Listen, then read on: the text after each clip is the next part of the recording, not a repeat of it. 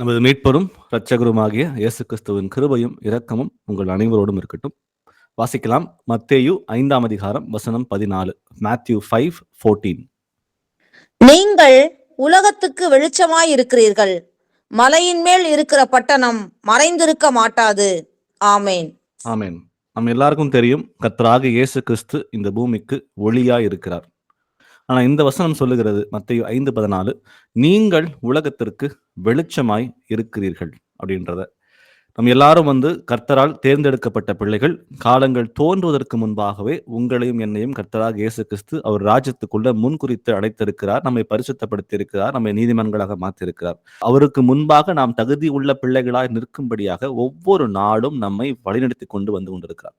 அப்படி இருக்கிற சூழ்நிலையில நாம் எல்லாருக்கும் முன்பாகவும் வெளிச்சமாக இருக்கணும் அப்படின்றதான் கர்த்தருடைய சித்தம். நான் பெற்ற ரட்சிப்பு எனக்கும் என் குடும்பத்துக்கு மாத்திரமல்ல, நான் செய்கிற ஒவ்வொரு காரியமும் மற்ற எல்லார் முன்பாகவும் அது வெளிச்சமாக இருக்கணும்னு சொல்லி கர்த்தர் நம்மை அழைக்கிறார். இன்னைக்கு நம்ம பார்க்க போற பைபிள் ஸ்டடி இதை குறித்து தான். வெளிச்சம்னா என்ன? நம்முடைய வாழ்க்கையில நம்ம எப்படி மற்றவர்களுக்கு வெளிச்சமாக இருக்க முடியும்?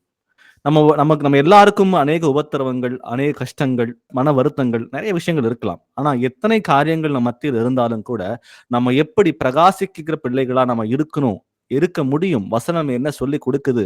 நம்ம டெய்லி நம்ம ஃபேஸ் பண்ற சில ப்ராப்ளம்ஸை எப்படி நம்ம ஓவர் கம் பண்ணலான்ற அதை குறித்து இன்னைக்கு நம்ம தியானித்து பார்ப்போம். இந்த ஒவ்வொரு வசனங்களையும் நம்ம நிதானித்து அறிந்து நம்ம வாழ்க்கையில என்ன மாற்றங்களை கொண்டு வர கர்த்தர் விரும்புகிறாரோ அந்த மாற்றங்களை கொண்டு வருவதற்கு நாங்கள் சபையாய் சேர்ந்து நம்ம பிரயாசப்படுவோம். நீங்கள் உலகத்திற்கு வெளிச்சமாய் இருக்கிறீர்கள். மலையின் மேல் இருக்கிற பட்டணம் மறைந்திருக்க மாட்டாது.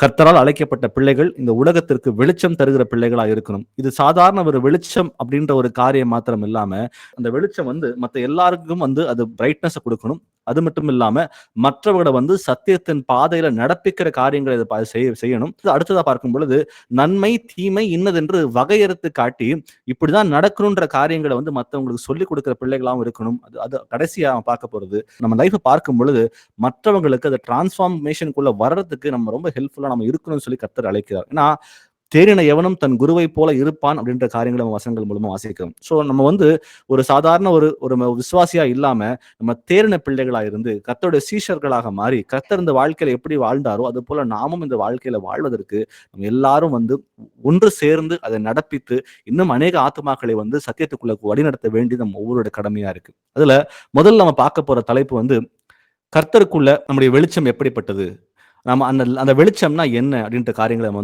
தியானித்து பார்ப்போம். முதல்ல வாசிக்கலாம். யோவான்ல 8ஆம் அதிகாரம் வசனம் 12. ஜான் 8:12. மறுபடியும் இயேசு ஜனங்களை நோக்கி, நான் உலகத்திற்கு ஒளியாய் இருக்கிறேன். என்னை பின்பற்றுகிறவன் இருளிலே நடவாமல் ஜீவ ஒளியை அடைந்திருப்பான் என்றார். ஆமென். நான் உலகத்திற்கு ஒளியா இருக்கிறேன். கர்த்தர் ஒருவர் தான் இந்த உலகத்துக்கு ஒளியா இருக்கிறார் அப்படின்றத நம்ம வசனங்கள் நம்ம தீர்க்கமா ரொம்ப தெளிவா அதை சொல்லுகிறது. ஆனா அடுத்த வாக்கியங்களை பார்க்கும் பொழுது, என்னை பின்பற்றுகிறவன், இயேசு கிறிஸ்துவை பின்பற்றணும் அப்படின்ற முடிவை நீங்களும் நானும் பர்சனலா எடுத்திருக்கிறோம். அந்த உடன்படிக்கைக்குள்ள நீங்களும் நானும் ஒரு குடும்பமாகவோ இல்ல ஒரு சபையாகவோ நம்ம அந்த முடிவு எடுக்கல. நம்ம எடுத்த முடிவு தனிப்பட்ட முறையில நம்ம அந்த முடிவு எடுத்திருக்கிறோம். ஸோ என்னை பின்பற்றுகிறவன், அப்ப கர்த்தராக இயேசு கிறிஸ்து சொந்த ரட்சகராக ஏற்றுக்கொண்டு அவர் எனக்கு என்ன சொல்லித்தர போறாரோ அந்த காரியங்களை மாத்திரம் நான் கீழ்ப்படிந்து நான் நடப்பேன்ற அந்த மன உறுதியோட இருக்கிற நம்ம எல்லாருக்கும் வசனங்கள் சொல்லுகிறது, இருளிலே நடவாமல் ஜீவ ஒளியை அடைந்திருப்பான் என்றார் பார்க்கிறோம். ஸோ இந்த அல்டிமேட் சோர்ஸ் ஆஃப் அந்த லைட் கர்த்தராக இயேசு கிறிஸ்து தான். எப்படி இந்த நிலா இருக்கு பாத்தீங்களா, இப்போ சூரியன் வெளிச்சம் கொடுக்குது. நிலா என்ன பண்ணுது? சூரியனிடமிருந்து வெளிச்சத்தை பெற்று இந்த பூமிக்கு ரிஃப்ளெக்ட் பண்ணுது. அது போல நமக்கு கர்த்தராக இயேசு கிறிஸ்து ஒளியா இருக்கிறார். அவரிடம் இருந்து அந்த ஒளியை பெற்று மற்றவர்களுக்கு நம்ம ஒரு ரிஃப்ளெக்ஷனா இருக்கிறோன்ற அந்த காரியத்தை நம்ம புரிஞ்சுக்கணும். ஸோ நம்ம எல்லாரும் இதற்காகவே அழைக்கப்பட்டிருக்கிறோம். அப்போ அந்த ரிஃப்ளெக்ஷன் என்ன பண்ணுதுன்னா மற்றவர்களுக்கு அது தெளிவு கொடுக்குது. நம்ம செய்கிற காரியங்கள் மூலமா கர்த்தருடைய நாம மகிமைப்படுது அப்படின்றத நம்ம புரிஞ்சுக்கிறோம். வாசிக்கலாம். எபேசியர்ல 5ஆம் அதிகாரம் வசனம் 8. எபேசியன்ஸ் 5:8. முற்காலத்தில் நீங்கள் அந்தகாரமாய் இருந்தீர்கள், இப்பொழுதோ கர்த்தருக்குள் வெளிச்சமாய் இருக்கிறீர்கள். வெளிச்சத்தின் பிள்ளைகளாய் நடந்து கொள்ளுங்கள். ஆமென். ஆமென். முற்காலத்தில் கர்த்தராகிய இயேசு கிறிஸ்துவை அறிவதற்கு முன்பாக நம்முடைய வாழ்க்கை அந்தகாரமாய் இருந்தது. அந்த அந்தகாரம் நம்ம மேற்கொண்டிருந்தது. பாவமே வாழ்க்கையாக வாழ்ந்து கொண்டிருந்தோம். பிசாசானவனுக்கு அடிமையாயிருந்தோம். ஆனால் இப்பொழுதோ கர்த்தருக்குள் வெளிச்சமாய் இருக்கிறீர்கள் வசனம் சொல்கிறது. அப்போ நம்ம இன்னைக்கு வந்து கர்த்தரை தேர்ந்து கொண்டிருக்கிறோம் அப்படின்னா, அவருடைய பரிசுத்த ஆவியை பெற்று நம்ம எப்படி நடக்கணும் அப்படின்ற காரியங்களை ஒவ்வொரு நாளும் வசனத்தின் மூலம் வெளிப்படுத்தி காட்டி, அந்த பரிசுத்த ஆவியான நமக்கு வந்து தவறு செய்யும் பொழுதோ, நன்மையான காரியங்களை செய்யும் பொழுதோ, பாவத்தை குறித்தும் நீதியை குறித்தும் நியாய தீர்ப்பை குறித்தும் நமக்கு கண்டித்து உணர்த்தி கொண்டே இருக்கிற தேவனாக இருக்கிறார். அப்போ நம்ம அந்த அல்டிமேட்டா அந்த இருக்கிற லைட்டை, அந்த சோர்ஸை வாங்கிட்டு நம்ம வந்து அதை ரிஃப்ளெக்ட் பண்ற பிள்ளைகளா இருக்கணும் அப்படின்னா, அவர் சொல்றாரு, வெளிச்சத்தின் பிள்ளைகளாய் நாம் நடந்து கொள்ள வேண்டும். நம்ம எல்லாரும் வந்து நம்ம லைஃப் டிரான்ஸ்ஃபார்ம் ஆயிருக்கு. அந்த பழைய வாழ்க்கை, அந்த அந்த இருளில் இருந்த வாழ்க்கையிலிருந்து நம்ம வாழ்க்கை வந்து இன்னைக்கு திரும்பி இருக்குது. நம்ம லைஃப் டிரான்ஸ்ஃபார்ம் ஆயிருக்கு அப்படின்னா, அதை நாம வந்து வெளிப்படுத்தி கொண்டே இருக்கணும்னு சொல்லி கர்த்தர் விரும்புகிறார். அப்போ நம்ம வந்து இன்னைக்கு ஒரு காலத்துல அப்படி இருந்திருக்கலாம், ஒரு காலத்துல வந்து அந்த காலத்துல இருந்திருக்கலாம். ஆனா இன்னைக்கு உள்ள வந்ததுக்கு அப்புறம் வந்து கர்த்தருக்குள்ள வந்ததுக்கு அப்புறம் நம்ம எப்பொழுதும் நம்ம செய்கிற ஒவ்வொரு காரியமும் நம்ம வெளிச்சத்தை கொடுக்கிற பிள்ளைகளா இருந்து நம்மை பார்க்கும் பொழுது இவர்கள் கிறிஸ்து அப்படின்னு சொல்ற அளவுக்கு நம்ம வாழ்க்கை டிரான்ஸ்ஃபார்ம் ஆகணும்னு சொல்லி தான் கர்த்தர் விரும்புகிறார். ஆனா அதனாலதான் நம்ம எல்லாரும் பரம்பரையா கிறிஸ்துவ குடும்பத்துல பிறந்திருக்கலாம், நம்ம கிறிஸ்டியன்ஸ் நம்ம எல்லாரும் சொல்றோம். இப்போ கிறிஸ்து அவன், கிறிஸ்து அவள் அப்படின்னு சொல்லத்தக்க வாழ்க்கையை நம்ம வாழணும். அப்படி வாழணும்னா அந்த ஒளியை வந்து பெற்ற பிள்ளைகளா இருந்து அதை ரிஃப்ளெக்ட் பண்ணணும். ஒவ்வொரு காரியத்திலையும் நம் சிந்தனை, நம் சொல், நம் செயல்பாடுகள் எல்லாமே ரொம்ப ஸ்ட்ரிக்டா இருந்து இப்படிதான் செய்யணும்ன்ற அந்த அந்த டிசிப்ளினோட நம்ம செஞ்சா மட்டும்தான் நம்மால வந்து கர்த்தருக்கு உள்ள வெளிச்சத்தை கொடுக்கிற பிள்ளைகளா இருக்க முடியும். வாசிப்போம் 1 பேதுரு 2 அதிகாரம் வசனம் 9. 1 Peter 2:9. நீங்களோ உங்களை அந்தகாரத்தினின்று தம்முடைய ஆச்சரியமான ஒளியினிடத்திற்கு வரவழைத்தவருடைய புண்ணியங்களை அறிவிக்கும்படிக்கு தெரிந்து கொள்ளப்பட்ட சந்ததியாயும் ராஜரீகமான ஆசாரிய கூட்டமாயும் பரிசுத்த ஜாதியாயும் அவருக்கு சொந்தமான ஜனமாயும் இருக்கிறீர்கள். ஆமேன். ஆமென். நீங்களோ உங்களை அந்தகாரத்தினின்று தம்முடைய ஆச்சரியமான ஒளியினிடத்திற்கு வரவழைத்தவருடைய அப்படின்னு பார்க்கிறோம். நம்ம எல்லாருக்கும் தெரிந்த காரியம் தான். நம்ம அந்த காலத்துல இருந்தது ஒரு காலகட்டம். ஆனாலும் கர்த்தராகிய இயேசு கிறிஸ்து தம்முடைய ஆச்சரியமான ஒளியினிடத்திற்கு உங்களையும் என்னையும் வரவழைத்திருக்கார். அந்த ஒளியை பெற்ற பிள்ளைகளா இருக்கிற நாம் அதை மாத்திரம் பெறல. வசனம் சொல்லுகிறது, அவருடைய புண்ணியங்களை அறிவிக்கும்படி தெரிந்து கொள்ளப்பட்ட சந்ததியாக இருக்கிறோம். ராஜரீகமான ஆசாரிய கூட்டம், பரிசுத்த ஜாதி, அவருடைய சொந்த ஜனமாக நம் ஒவ்வொருவரையும் மாத்திருக்கிறார்ன்றத இந்த வசனங்கள் நமக்கு தெளிவாக சொல்லி கொடுக்குது. ஸ்டேட்டஸ் மேல ஸ்டேட்டஸ். ஒரு சில வசனங்களை எபேசியர்ல வாசிக்கிறோம், நமக்கு தேவனும் இல்லை, நம்பிக்கையும் இல்லை, பிறக்கணும், மரிக்கணும், நரகத்துக்கு போகணும்ன்ற அந்த காலகட்டம் நமக்கு எல்லாருக்கும் ஒரு காலகட்டத்தில் இருந்தது கூட, இன்னைக்கு அவருடைய ஆச்சரியமான ஒளியினிடத்திற்கு நம்ம அனைவரையும் வரவழைத்திருக்கிறார். நம்முடைய சொந்த ஜனமாக மாற்றியிருக்கிறார், நம்ம ராஜாக்களுமாக மாற்றிருக்கிறார், ஆசாரியமாக மாற்றிருக்கிறார். இதெல்லாம் செஞ்ச கர்த்தர் வந்து அவர் விரும்புகிற காரியம், அவரிடம் இருந்து ஒளியை பெற்று மற்றவர்களுக்கு நம்ம எல்லாரும் ஒளியாக இருக்க வேண்டும். ஏன்னா இது ஒரு பெரிய கமிட்மெண்ட். நமக்குள்ள இருக்கிறது வந்து நான் ஏன் ஆத்மா நான் பரலோகத்துக்கு போனா மட்டும் போதும் அப்படின்ற அந்த கமிட்மெண்ட்டுக்குள்ள நம்ம யாரும் இல்லை. அதையும் தாண்டி நம்ம வந்து இன்னைக்கு மற்றவர்களுக்கு ஒளியாக இருக்கிறதுக்கு நம்ம அழைக்கப்பட்டிருக்கிறோம். வசனங்கள் நமக்கு நம்ம வந்து ரொம்ப தீர்க்கமாக சொல்லிக் கொடுக்கிறது. அப்ப நம்ம செய்கிற ஒவ்வொரு காரியமும் இவங்களை பார்க்கும்போது இவங்க தான் கிறிஸ்தவர்கள், கிறிஸ்து இவன், கிறிஸ்து அவள் அப்படின்னு சொல்றத்தக்க வாழ்க்கை நம்ம வாழ்ந்தா மட்டும்தான் அந்த ஒளி மற்றவங்களுக்கு பிரகாசமா இருக்குமே தவிர, நான் இன்னமும் கூட செல்ஃபிஷா இருந்துகிட்டு என்னுடைய வாழ்க்கை நான் என்னை சார்ந்த காரியங்களை மாத்திரம் நான் செய்வேன்ற மாதிரி நம்ம நினைச்சுக்கிட்டு இருந்தோம்னா மற்றவங்களுக்கு ஒளியை நாம இருக்க முடியாது. அது கர்த்தருக்கு விரும்பத்தக்க காரியமும் அல்ல. வாசிப்போம் ஏசாயா 60:1. ஐசாயா 60:1. எழும்பி பிரகாசி, உன் ஒளி வந்தது, கர்த்தருடைய மகிமை உன்மேல் உதித்தது. ஆமென். அப்ப இந்த உலகத்துல நமக்கு எல்லாருக்கும் வந்து சில சேலஞ்சஸ் இருக்கு, உபத்திரவங்கள் இருக்கு, சில ரெஸ்ட்ரிக்ஷன்ஸ் இருக்கு. இதுதான் செய்ய முடியும், இது செய்ய முடியாது, உலக பிரகாரமா நான் இது செஞ்சேன்னா அது வந்து எனக்கு ரொம்ப கடினமா இருக்கும். அந்த மாதிரி நிறைய போராட்டங்கள் நமக்குள்ள எல்லாருக்கும் இருக்கத்தான் செய்கிறது. இல்லைன்னு சொல்லி நம்ம யாரும் சொல்லவே முடியாது. ஆனாலும் எந்த உபத்திரவங்கள் இருந்தாலும் சரி, எந்த பிரச்சனைகள் இருந்தாலும் சரி, எல்லாவற்றையும் வந்து தாண்டி நம்ம வந்து கர்த்தருக்கு முன்பாகவும் சரி, இந்த ஜனங்களுக்கு முன்பாகவும் சரி, நம்ம வந்து வெளிச்சத்தை பிரகாசிக்க பண்ணுகிற பிள்ளைகளா நம்ம அனைவரும் இருக்கணும்ன்றது கர்த்தருடைய சித்தமாக இருக்கிறது. இந்த வசனம் சொல்லுது, எழும்பி பிரகாசி, உன் ஒளி வந்தது, கர்த்தருடைய மகிமை உன்மேல் உதித்தது. அப்ப கர்த்தர் என்னோட கூட இருக்கும் பொழுது நான் எதை குறித்தும் கவலைப்பட தேவையில்லை. ஏன்னா அவர் என்னை முழுமையாக ஆட்கொண்டு என்னை வழிநடத்துகிற தேவனா இருக்கிறார். இடப்புறம் சாய்ந்தாலோ வலப்புறம் சாய்ந்தாலோ அவருடைய சத்தம் எனக்கு தீர்க்கமாக கேட்கிறது. நான் இன்னைக்கு ஜெபம் பண்ணது போல கூட பிரதர் வந்து ஒருக்கமா ஜெபம் பண்ணாரு. இன்னைக்கு, ஆண்டவரே எனக்குள்ள இருக்கிற அழுக்கான காரியங்களை வெளிப்படுத்தி காட்டுங்க, நான் மனம் மாறி வருகிறேன், ஆண்டவரே உம்மை தரிசிக்கணும், நான் விட்டு போயிடக்கூடாதுன்ற அந்த ஏக்கம் அவருக்கு மாத்திரம் இல்லை, நம்ம அனைவருக்கும் இருக்கிறது. அப்போ அதை வந்து நம்ம அதை சுதந்திரித்துக் கொள்ள வேண்டும்னா கண்டிப்பா நம்ம எல்லாரும் வந்து மற்றவர்களுக்கு முன்பாகவும் ஒரு வெளிச்சத்தை தருகிற பிள்ளைகளா. இது பர்சனலா அதை நான் செய்யும் பொழுது எனக்குள்ள பல டிரான்ஸ்ஃபர்மேஷன் நடக்குது. என்னை பார்க்கும் பொழுது அவர்களும் சத்தியத்துக்குள்ள நடந்து வருவதற்கு அது ஏதுவாக இருக்கிறது. பிலிப்பியர் 2 அதிகாரம் வசனங்கள் 14 முதல் 16 வரை வாசிக்கலாம். Philippians 2:14-16. நான் வீணாக ஓடினதும் வீணாக பிரயாசப்பட்டதும் இல்லை என்கிற மகிழ்ச்சி கிறிஸ்துவின் நாளில் எனக்கு உண்டாயிருப்பதற்கு ஜீவ வசனத்தை பிடித்துக்கொண்டு உலகத்திலே சுடர்களைப் போல பிரகாசிக்கிற நீங்கள் கோணலும் மாறுபாடுமான சந்ததியின் நடுவிலே குற்றமற்றவர்களும் கபடற்றவர்களும் தேவனுடைய மாசற்ற பிள்ளைகளாய் இருக்கும்படிக்கு எல்லாவற்றையும் முறுமுறுப்பில்லாமலும் தர்கிப்பில்லாமலும் செய்யுங்கள். ஆமேன். ஆமென். சோ 14 வசனம் சொல்லுகிறது, ஜீவ வசனத்தை பிடித்து கொண்டு உலகத்திலே சுடர்களைப் போல பிரகாசிக்கிற நீங்கள். அப்போ நமக்கு நம்ம பாதைகளுக்கு தீபமாக இருக்கிறது கர்த்தருடைய வசனங்கள் மாத்திரம்தான். எனக்கு எது நன்மை எது தீமை அப்படின்றது வகையறுக்க எனக்கு தெரியாது. எனக்கு இருக்கிற ஒரே ஒரு டூல் கர்த்தர் கொடுத்திருக்குது, அவருடைய வசனங்கள் மாத்திரம்தான். அந்த வசனங்களை நான் புசிக்கும் பொழுது நான் எனக்கு தேவைப்படும் அளவுக்கோ தேவைக்கு அப்பாற்பட்டோ நான் எவ்வளவு வசனங்கள் எனக்கு உள்ள இருதயத்துல போகுதோ அது உள்ள போக போக அதை பிடித்து கொண்டு அதை மறக்கிற பிள்ளையா இல்லாம அதை தியானித்து கொண்டு அதன் மூலமா நான் என்ன கத்துக்கிறேன்ற விஷயத்தை புரிஞ்சுக்கிட்டு அவ கர்த்தர் சொல்வது போல உலகத்தில் சுடர்களைப் போல பிரகாசிக்கிற நீங்கள் அப்படின்னு பார்க்கிறோம். சோ உலகத்திலே சுடர்களைப் போல பிரகாசிக்கிற நீங்கள். அப்போ கர்த்தருடைய வசனங்கள் நம்ம இருதயத்தை இருக்கும் பொழுது நம்மால பிரகாசிக்காம இருக்கவே முடியாது. அப்ப பிரகாசிக்காம நம்ம இருக்கிறோம் அப்படின்னா இந்த வசனங்கள் உள்ள போயிருக்கு, ஆனா அந்த வசனம் செயல்படுவதற்கு நான் இடம் கொடுக்காமல் இருக்கிறேனா அப்படின்றத நிதானித்து பார்ப்போம். வசனம் 15 சொல்கிறது, கோணலும் மாறுபாடுமான சந்ததியின் நடுவிலே குற்றமற்றவர்களும் கபடற்றவர்களும் தேவனுடைய மாசற்ற பிள்ளைகளாய் இருக்கும்படி. இந்த உலகம் நமக்கு முன்பாக இட் இஸ் மாரலி கரப்ட். நம்ம நினைப்பது போல இந்த உலகம் இல்ல, நாம் நினைப்பதற்கும் மேல இந்த உலகம் கெட்டு போய் கிடக்கிறது. அதுக்குள்ளதான் நம்ம எல்லாரும் வாழ்ந்து கொண்டிருக்கிறோம். அதான் வசனம் சொல்லுகிறது, கோணலும் மாறுபாடுமான சந்ததியின் நடுவிலே. இப்படிதான் உலகம் இருக்கும். இந்த உலகம் கெட்டு போய் தான் இருக்குது. ஆனாலும் அது எவ்வளவு கெட்டு போயிருந்தாலும் அதன் மத்தியிலே அவர் விரும்புகிறது என்னன்னா, குற்றமற்றவர்களும் கபடற்றவர்களும் தேவனுடைய மாசற்ற பிள்ளைகளாய் இருக்கும்படி அப்படின்னு பார்க்கிறோம். அப்போ இந்த உலகம் எப்படி இருந்தா அதை பத்தி கவலை இல்லை, ஆனாலும் நான் இந்த உலகத்துக்கு வெளிச்சமா இருக்கணும்.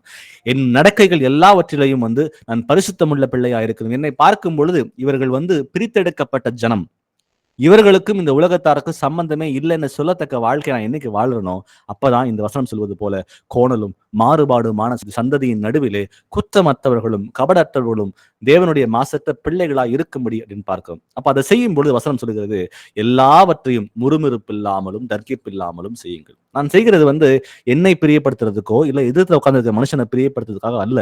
நான் செய்கிற ஒவ்வொரு காரியமும் கர்த்தருடைய நாமம் மகிமைப்படுவதற்காக மாத்திரமே அதை நான் செய்கிறேன். அப்போ அதை செய்யும் பொழுது முழு இருதயத்தோட அது அன்போடும் ஊக்கத்தோடும் கர்த்தர் செய்ய சொல்லுகிறார். ஏன்னா எல்லாவற்றையும் சில பேர் செய்யும் பொழுது செய்யறாங்க, கட்டளை கொடுத்துட்டாரு அதை செஞ்சிருவோம், அதை செய்யலைன்னா நம்ம நரகத்துக்கு போயிடுவோம்ன்ற அந்த அடிமை பயத்தினால கர்த்தர் செய்ய சொல்லவே இல்லை. அவர் சொல்றாரு எல்லாவற்றையும்.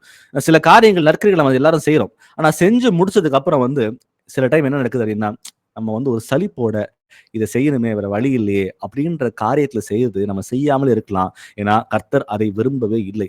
அவர் உள்ளிந்திரியங்களை ஆராய்கிற தேவனா இருக்கார். நம்ம எதை செய்தாலும் அதை முழு இருதயத்தோடும் முறுமுறுப்பு இல்லாமலும் தர்கிப்பில்லாமலும் கர்த்தருடைய நாமம் இதன் மூலமா மகிமைப்படுதுன்ற அந்த ஒரு எண்ணத்தோட மாத்திரம்தான் அதை நடப்பிப்பதற்கு நாம் அழைக்கப்பட்டிருக்கிறோம்.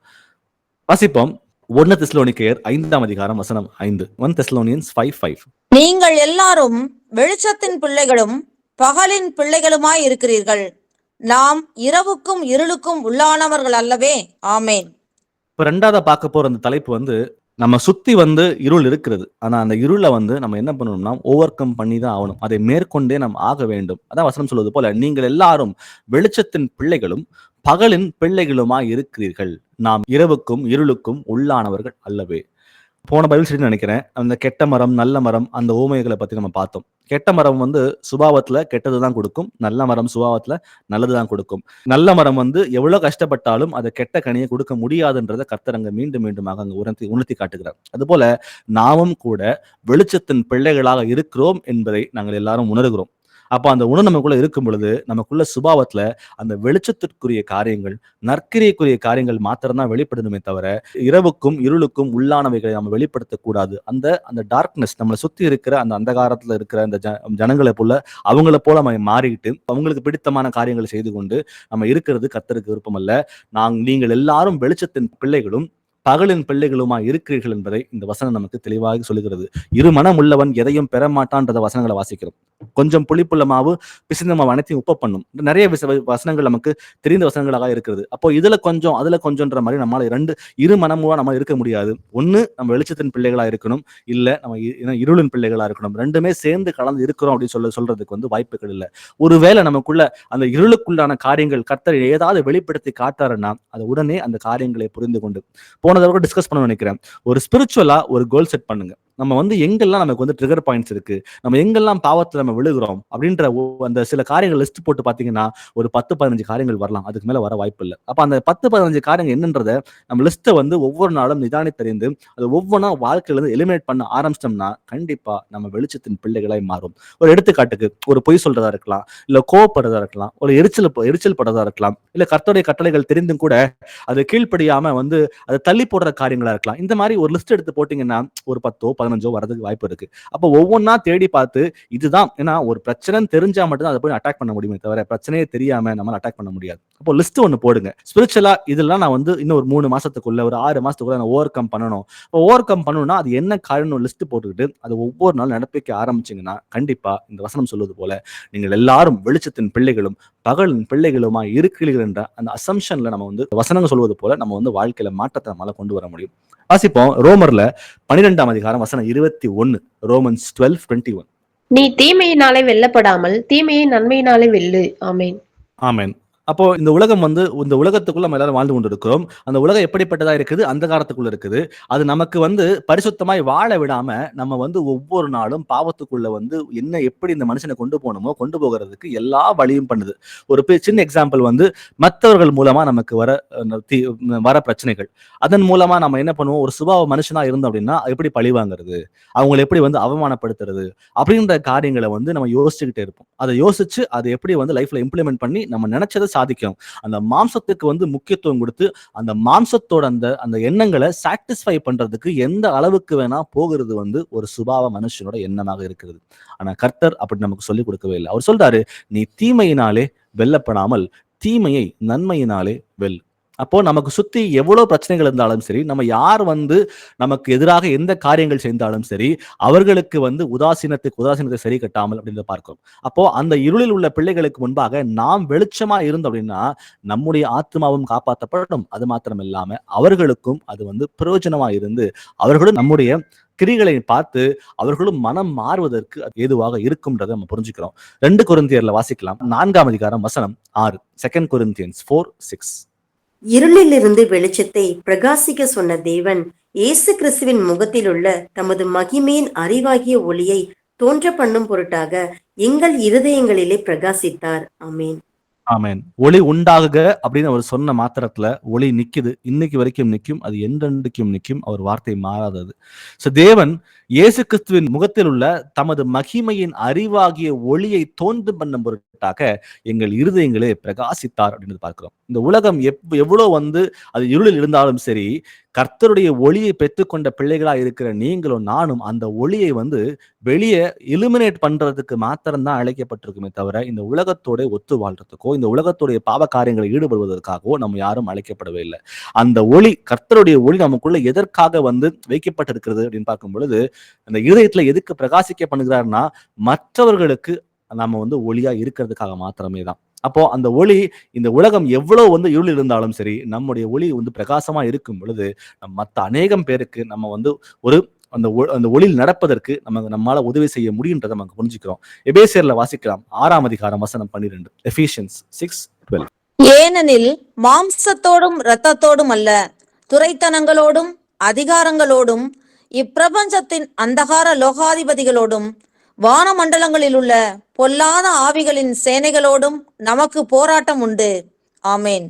ஆமென். நமக்கு சுத்தி இருள் தான் இருக்குன்றதுக்கு இந்த வசனம் நமக்கு ஆதாரமாக இருக்கிறது. ஏன்னா நமக்கு எதிராக செய்கிற அந்த கிரியைகள், ஒரு மனுஷர் மூலமா சில கிரியைகள் வருது அப்படின்னா அது அவங்களா செய்கிறது கிடையாது.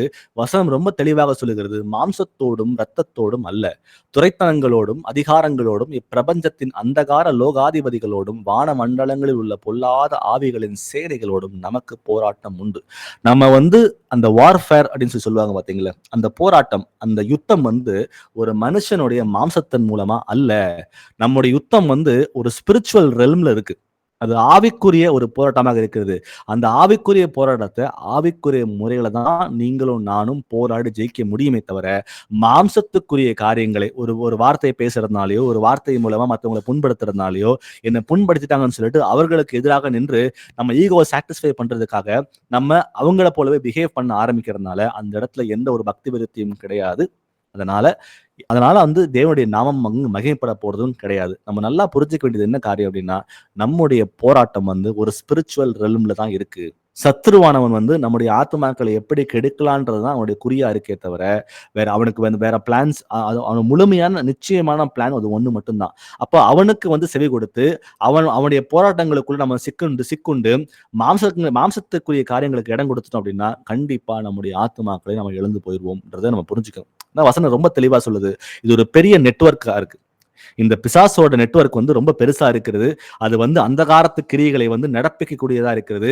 நம்ம நினைக்கிறதுக்கும் அப்பாற்பட்டு மேலாக அது ஒரு பொல்லாத ஆவியுடைய சேனைகளா இருக்கிறது நம்ம எல்லாரும் புரிந்து கொண்டு, நம்ம வந்து இந்த சுத்தி இருக்கிற இந்த இருள் நிறைந்த இந்த உலகத்துல நம்ம வந்து சிக்கிக்கொள்ளாம, நம்ம வந்து எல்லாவற்றையும் ஆவிக்குரிய காரியங்களை வந்து நிதானித்து அறிந்து, இதுதான் கர்த்தர் விரும்புகிறார்ன்றதை புரிஞ்சுக்கிட்டு, நம்ம செய்கிற ஒவ்வொரு காரியமும் மற்றவர்களுக்கு முன்பாக அதை வெளிச்சை தரக்கூடிய காரியங்களா இருக்கணும்னு சொல்லிதான் கர்த்தர் விரும்புகிறார். அடுத்ததா வாசிப்போம். மத்தேயு 5ஆம் அதிகாரம் வசனம் 16. Matthew 5:16. இவ்விதமாய் மனுஷர் உங்கள் நற்கிரியைகளை கண்டு பரலோகத்தில் இருக்கிற உங்கள் பிதாவை மகிமைப்படுத்தும்படி உங்கள் வெளிச்சம் அவர்கள் முன்பாக பிரகாசிக்க கடவது. ஆமென். நம்ம ஒரு குடும்ப சூழ்நிலையில வாழ்ந்து கொண்டிருக்கிறோம். சபைக்குள்ள ஒரு ஐக்கியத்துல இருக்கிறோம். அது மாத்திரம் இல்லாம இந்த ஒரு வேலை ஸ்தலமா இருக்கலாம், இல்ல வந்து தொழில் ஸ்தலமா இருக்கலாம், இல்ல மற்ற நண்பர்கள் கூட நம்ம இருக்கிற காரியங்கள் எது இருந்தாலும் நம்ம எல்லாரும் ஒரு ரிலேஷன்ஷிப் உள்ள இருக்கிறோம். ஒருத்தரை ஒருத்தர் சார்ந்து நம்ம எல்லாரும் அப்படிதான் இருந்து கொண்டு இருக்கிறோம். அப்போ நான் மத்த ஒருத்தரை ஒருத்தர் சார்ந்து கொண்டு இருக்கும் பொழுது என்னோட வாழ்க்கை தான் கர்த்தருக்கு உகந்த வாழ்க்கை, கர்த்தருக்கு பிரியமான வாழ்க்கை. அவரை அறிந்த பிள்ளைகள் நீங்களும் நானும் மட்டும்தான். அப்ப நம்ம வாழ்கிற வாழ்க்கை எப்படி இருக்கணுமா? வசனத்தின்படியாக மனுஷர் உங்கள் நற்கிரியைகளை கண்டு, அப்ப நான் செய்கிற ஒவ்வொரு காரியம் நன்மையான காரியங்களா இருக்கணும். பரலோகத்தில் இருக்கிற உங்கள் பிதாவை மகிமைப்படுத்தும்படியாக உங்கள் வெளிச்சம் அவர்களுக்கு முன்பாக பிரகாசிக்க கடவுது. வெறும் ஒளியை பெற்ற பிள்ளைகளை மாத்திரமல்ல, அந்த ஒளி மற்ற எல்லார்களுக்கு முன்பாகவும் அது பிரகாசமா இருக்கணும். அப்ப என்னை பார்க்கும் பொழுது அந்த பிரகாசம் உள்ள வாழ்க்கையை நான் வாழ்ந்திருக்கிறேன்ற மற்றவங்களும் புரிஞ்சுக்கிட்டு, கர்த்தருடைய நாமம் என் மூலமாக அது மகிமைப்படக்கூடிய வாழ்க்கையா வாழணும்னு தான் கர்த்தர் விரும்புகிறார். ஏன்னா நான் வாழ்கிற அந்த அந்த அந்த வாழ்க்கை it is a living witness. அது வந்து மற்றவங்க எல்லாரும் முன்பாகவும் வந்து அது விட்னஸா இருக்குது. அது சாட்சியுள்ள வாழ்க்கையா இருக்குது. இதன் மூலமா இன்னும் அநேகம் பேர் வந்து கர்த்தரை ஏற்றுக்கொள்வதற்கு அது ஏதுவாக இருக்குதுன்னு புரிஞ்சுக்கிறோம். கொலோசியர் 3ஆம் அதிகாரம் வசனங்கள் 12 முதல் 14 வரை. Colossians 3:12-14. ஆகையால் நீங்கள் தேவனால் தெரிந்து கொள்ளப்பட்ட பரிசுத்தரும் பிரியருமாய் உருக்கமான இரக்கத்தையும் தயவையும் மனத்தாழ்மையும் சாந்தத்தையும் நீடிய பொறுமையும் தரித்து கொண்டு ஒருவரை ஒருவர் தாங்கி ஒருவர் பேரில் ஒருவருக்கு குறைபாடு உண்டானால் கிறிஸ்து உங்களுக்கு மன்னித்தது போல ஒருவருக்கொருவர் மன்னியுங்கள். இவை எல்லாவற்றின் மேலும் பூர்ண சர்க்குணத்தின் கட்டாகிய அன்பை தரித்து கொள்ளுங்கள். ஆமீன். ஆமென். ஆகையால் நீங்கள் தேவனால் தெரிந்து கொள்ளப்பட்ட பரிசுத்தரும் பிரியருமாய். அப்போ நீங்களும் நானும் கர்த்தராகிய இயேசு கிறிஸ்துவை வந்து ஏற்றுக்கொள்ளல. அவர்தான் நம்மளை வந்து முன்குறித்து அழைத்திருக்கிறான்னு பார்க்கிறோம்.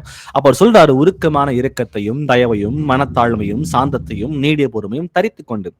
கர்த்தருடைய ட்ரேட்ஸ் என்னன்னு பார்க்கும் பொழுது பழைய ஏற்பாட்டு வசனம் சொல்லுது, அவர் இரக்கமும் மகா உருக்கமும் தயவும் நிறைந்த தேவன் அப்படின்னு சொல்லி நம்ம பார்க்கிறோம். அது போல அவரை போலவே நாமும் மாறணும். அப்போ வசனம் சொல்லுது, தப்பு பண்ணாத மனுஷன் யாரும் இந்த உலகத்துல இல்ல. எல்லாரும் தவறுகிறோம், ஏதோ ஒரு தவறு விழுகிறோம். அப்போ நம்ம என்ன பண்ணணுமா, மற்றவர்கள் வந்து தவறு செய்தாலும் பரவாயில்லன்னு சொல்லிட்டு அவங்களை வந்து வசனம் சொல்வது போல உருக்கமான இரக்கத்தை காட்டி தயவா இருந்து மனத்தாழ்மையோட சாந்தத்தையும் நீடிய பொறுமையும் தரித்து கொண்ட பிள்ளைகளாய் நம்ம வாழ்க்கையை வாழும் பொழுதுதான் நம்ம ஒளி மற்றவர்களுக்கு முன்பாக அது பிரகாசமா இருக்குன்றத வசனம் சொல்லி கொடுக்குது. அப்ப ஒருவரை ஒருவர் தாங்கி ஒருவர் பேரில் ஒருவருக்கு குறைபாடு உண்டானால் கிறிஸ்து உங்களுக்கு மன்னித்தது போல ஒருவருக்கு ஒருவர் மன்னியுங்கள் அப்படின்னு பார்க்கிறோம். அப்போ நமக்கு எதிராக யாராவது தவறு செய்தா கூட அவர்களை வந்து மன்னிக்கிற மனப்பக்குவத்துக்குள்ள நம்ம வரணும். ஒரு சகோதரனுக்கு விரோதமாக ஒரு நாளைக்கு வந்து 770 முறை 490 தடவை வந்து உனக்கு எதிராக தப்பு பண்ணி உன்கிட்ட மன்னிப்பு கேட்டா அதை மன்னிச்சுதான் ஆகணும்ன்றத கர்த்தருடைய கட்டளையாகவே இருக்கிறது. அப்போ அந்த மன்னிக்கிற மனப்பக்குவம் எனக்கு வேணும்னா முதல்ல நான் பண்ண வேண்டியது, நான் கர்த்தரால் தெரிந்து கொள்ளப்பட்ட ஒரு பரிசுத்தம் உள்ள நான் கர்த்தருக்காக நான் வேறு பிரிக்கப்பட்ட ஜனம், உருக்கமான இரக்கத்தையும் தயவையும் மனத்தாழ்மையும் சாந்தத்தையும் நீடிய பொறுமையும் தரித்து கொண்டவனாய் நான் இருந்தா மட்டும்தான் மற்றவர்கள் செய்யற சின்ன சின்ன குறைபாடுகள்ல வந்து என்னால மன்னிக்க முடியும். இந்த இந்த ஆட்ரிபியூட்ஸ் என்கிட்ட இல்லைன்னா கண்டிப்பா என்னால வந்து மற்றவங்களை மன்னிக்கிறதுக்கு முடியாது. ரொம்ப அல்டிமேட்டா இங்க புரிஞ்சுக்க வேண்டிய ஒரு காரியம், நான் மற்றவர்களை மன்னிக்கல அப்படின்னா என்னுடைய பாவங்கள் ஒருபோதும் மன்னிக்கப்படாது. கர்த்தர் எனக்கு பாவங்களை மன்னித்திருந்தா கூட அந்த மற்றவர்களுக்கு நான் அந்த பாவத்தை மன்னிக்காம போனேன்னா திரும்பவும் அந்த பாவம் வந்து என் தலைமையில் வந்து சுமரும்ன்றத உமைகள் மூலமா கர்த்தர் நமக்கு சொல்லி கொடுத்திருக்கிறார். அதனால எல்லாவற்றின் மேலும் பூர்ண சற்குணத்தின் கட்டாகிய அன்பை தரித்துக் கொள்ளுங்கள் இன்னும் கடைசியா இங்க முடிக்கிறார். அப்போ அந்த அன்பு சகலத்தையும் தாங்கும், சகலத்தையும் நம்பும், சகலத்தையும் சகிக்கும், சகலத்தையும் விசுவாசிக்கும்ன்றத அந்த வசனங்களை புரிந்து கொண்டு நமக்கு அதான் எங்கெங்கெல்லாம் ட்ரிகர் பாயிண்ட்ஸ் இருக்கு, எங்கெல்லாம் நான் கீழே விழுந்து போகிறேன், எந்தெந்த பிசாசோட போராட்டத்தினால என்னால அன்பு காட்ட முடியாம இருக்கு, இரக்கம் காட்ட முடியாம இருக்கு, தாழ்மையா இருக்க முடியாம இருக்கு, சாந்தமா ஏன் இருக்க முடியல, ஏன் நீடிய பொறுமை என்னால வந்து இன்கல்கேட் பண்ண முடியலன்ற காரியங்களை நம்ம புரிஞ்சுக்கிட்டு இந்த பிளக் பாயிண்ட்ஸ் ஒவ்வொன்றா நம்ம வந்து ஃபில் பண்ண ஆரம்பிச்சிட்டோம்னா கண்டிப்பா நம்ம வந்து இன்னும் மருவம் அடைந்து கர்த்தருக்கு பிரியமான வாழ்க்கையை வாழ்வது மாத்திரம் இல்லாம நம்முடைய ஒளி மற்றவங்களுக்கு முன்பாக அது பிரகாசமா இருக்கும்ன்றதை நம்ம புரிஞ்சுக்கிறோம். வாசிப்போம் 1 யோவான் 4ஆம் அதிகாரம் வசனங்கள் 7 முதல் 8 வரை. 1 John 4:7-8. பிரியமானவர்களே, ஒருவரில் ஒருவர் அன்பாய் இருக்க கடவோம். ஏனெனில் அன்பு தேவனால் உண்டாயிருக்கிறது. அன்புள்ள எவனும் தேவனால் பிறந்து அவரை அறிந்திருக்கிறான். அன்பில்லாதவன் தேவனை அறியான். தேவன் அன்பாகவே இருக்கிறார். ஆமேன். ஆமேன். பிரியமானவர்களே, ஒருவரில் ஒருவர் அன்பாய் இருக்க கடவோம். நமக்கு கொடுக்கப்பட்ட 2ஆம் கற்பனை இதுதான், தன்னை நேசிப்பது போல பிறனை நேசி. அப்போ கர்த்தாவே கூப்பிடுறதுனால மட்டும் பரலோகம் போக முடியாது. நம் கண்முன் இருக்கிற சகோதரனை அன்பு கூறாமல் போனால் நம்ம கர்த்தர்னு கூப்பிட்டு கண்ணால் காண்கிற தேவனை நம்மால் ஒருபோதும் அன்பு செய்ய முடியாதுன்றதையும் இங்கு புரிஞ்சுக்கிறோம். ஏனெனில் அன்பு தேவனால் உண்டாயிருக்கிறது. அன்புள்ள எவனும் தேவனால் பிறந்து அவரை அறிந்திருக்கிறான். அவரை அறிந்திருக்கிறேன் என்று சொல்லியும் கூட அவர் கட்டளைகள் கீழ்ப்படியாம போனோம்னா நம்ம எல்லாரும் பொய்யரா இருக்கிறோம் என்பது வசனங்கள் நமக்கு சொல்லிக் கொடுக்குது. அப்போ தேவன் அன்பா இருக்கிறார், அது போல நானும் அன்பா இருக்கிறோம். ஒருவரை ஒருவர் தாங்கி ஒருவர் பேர் ஒருவர் குறைபாடு உண்டானால் கிறிஸ்து உங்களுக்கு மன்னித்தது போல நீங்களும் ஒருவரை ஒருவர் மன்னியுங்கள். அன்பில்லாதவன் தேவனை அறியான் அப்படின்றத பார்க்கிறோம். 1 கொரிந்தியர்ல 13ஆம் அதிகாரம் வசனம் 3 சொல்லுது, எனக்கு உண்டான யாவற்றையும் நான் அன்னதானம் பண்ணினாலும் என் சரீரத்தை சுட்டெரிக்கப்படுவதற்கு கொடுத்தாலும் அன்பு எனக்கு இராவிட்டால் எனக்கு பிரயோஜனம் ஒன்றுமில்லை அப்படின்னு பார்க்கிறோம். அப்போ ஒருத்தர் வந்து தன்னையே வருத்தி கொண்டு தன்னுடைய உடம்பை வந்து சுட்டெரிப்பதற்காக கொடுத்தாலும் அப்படின்னு பார்க்கிறோம். தனக்கு உண்டானவைகள் எல்லாவற்றையும் அன்னதானம் பண்ணினாலும், அப்ப இதெல்லாம் வந்து ஹை லெவல். இவங்க சொல்ற கர்த்தர் இங்க சொல்லுகிற காரியங்கள்லாம் ரொம்ப ஹை லெவலா இருக்கு. இவ்வளோ விஷயங்கள் செய்தும் கூட கடைசியில நமக்கு அன்பு இல்லை அப்படின்னு சொன்னா இதெல்லாம் எதுக்குமே பிரயோஜனமே இல்லைன்றதை நம்ம பார்க்கிறோம்.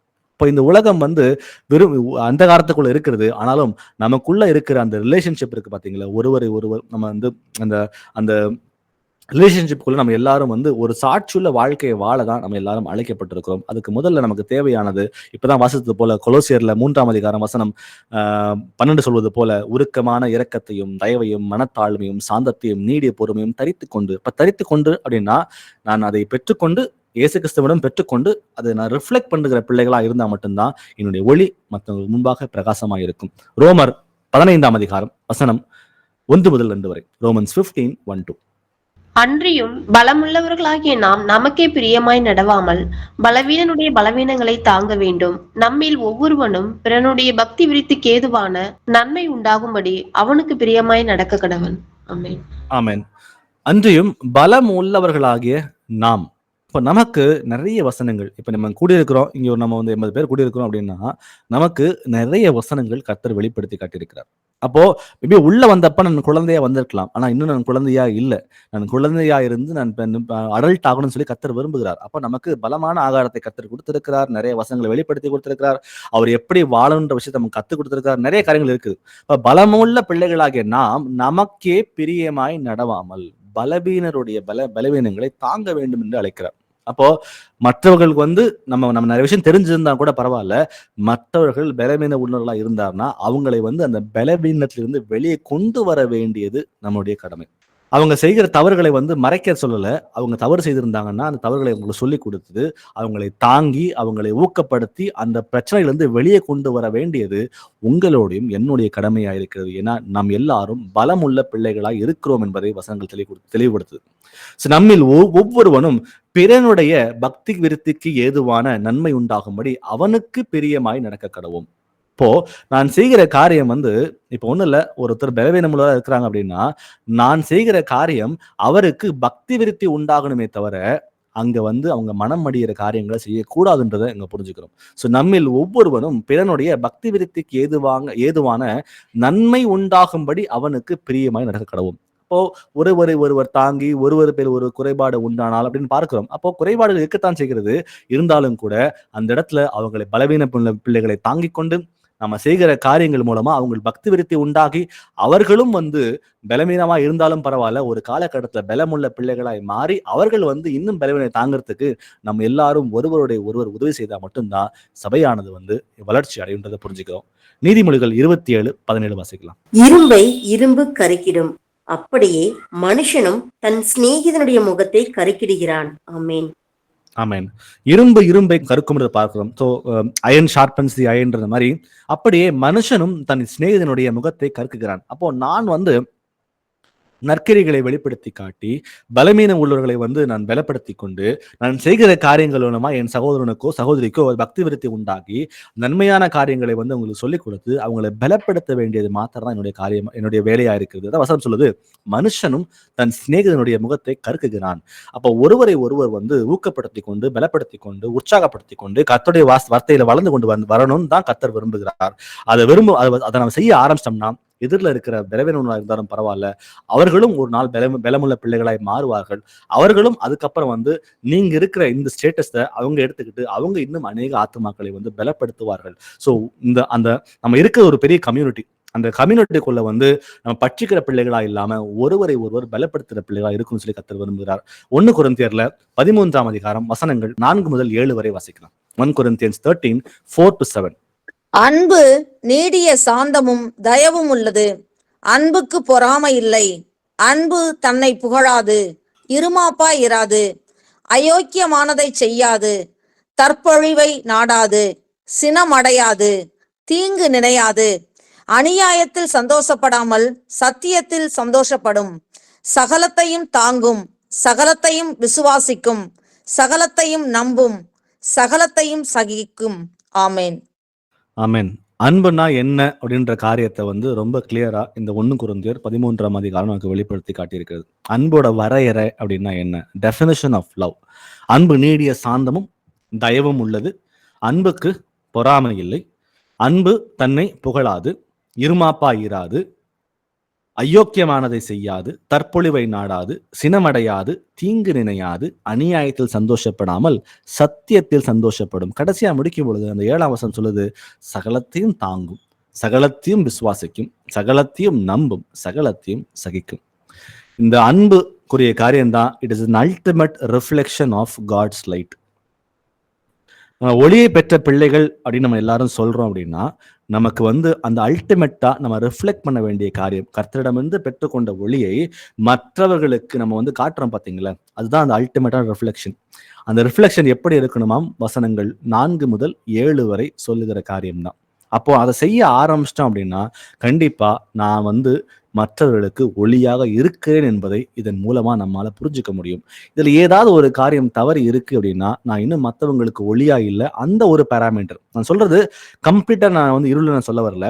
அந்த ஒரு பேராமீட்டர்ல அந்த ஒரு காரியத்துல மற்றவங்களுக்கு முன்பாக நான் இருளில் இருக்கிறேன். அப்ப என்னுடைய ஒளி அது இருளா இருக்கிறதுனால அவங்களுக்கு அது பிரயோஜனம் இல்லை, என் ஆத்மாவுக்கும் அது வந்து நன்மையான காரியமா இல்லை. அப்போ அந்த விஷயங்களை நம்ம வாழ்க்கையில நம்ம மாத்தி கொண்டு வரும் பொழுது எனக்கும் அது நன்மையாக இருக்கும், மற்றவர்களுக்கும் அது வெளிச்சமாக இருந்து அதன் மூலமா அவர்களும் வந்து அன்பை ருசி பார்த்து கொண்டு அவர்களும் அதன் மூலமா கற்றுக்கொண்டு மற்றவர்களுக்கு அந்த வெளிச்சத்தை தருகிற பிள்ளைகளை அவராலும் மாற முடியும். அதுக்கு நம் எல்லாருக்கும் அந்த கடமை இருக்கிறது.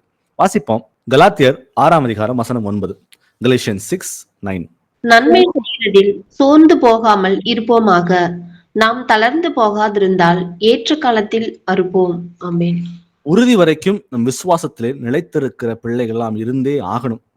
நம்ம வந்து ஆரம்பிச்ச ஓட்டத்தை நம்ம முடித்தே ஆகணும். நம்ம வந்து அது எந்த ஒரு செகண்ட் தாட் நம்ம யாருக்கும் இருக்கக்கூடாது. அதனால விசுவாசத்துல வந்து எக்காரணத்தை கொண்டு நம்ம வழி விலகி போகாதபடி அதில் உறுதியாய் தரித்திருக்கிற பிள்ளைகளா இருக்கணும்.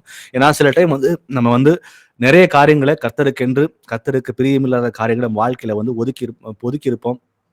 நமக்கு நிறைய விஷயங்கள் பிடித்திருக்கும். அது கர்த்தர் வேணான்னு சொன்னார்னா சரி வேண்டான்னு ஒதுக்கி இருக்கிற காலகட்டங்கள் உண்டு. ஆனாலும் அது வந்து நிறைய விஷயங்கள் மாறி வந்திருக்கலாம். 90% மாறி வந்திருக்கலாம். ஆனாலும் நம்ம போக வேண்டிய தூரம் இன்னும் கொஞ்சம் இருக்கத்தான் செய்யுது. அந்த தூரத்தை கடக்கிற வரைக்கும் நம்ம வந்து அந்த விசுவாசத்துல வந்து உறுதியை தரித்திருந்து வசனம் சொல்வது போல நன்மை செய்கிறதில் சோர்ந்து போகாமல் இருப்போமாக.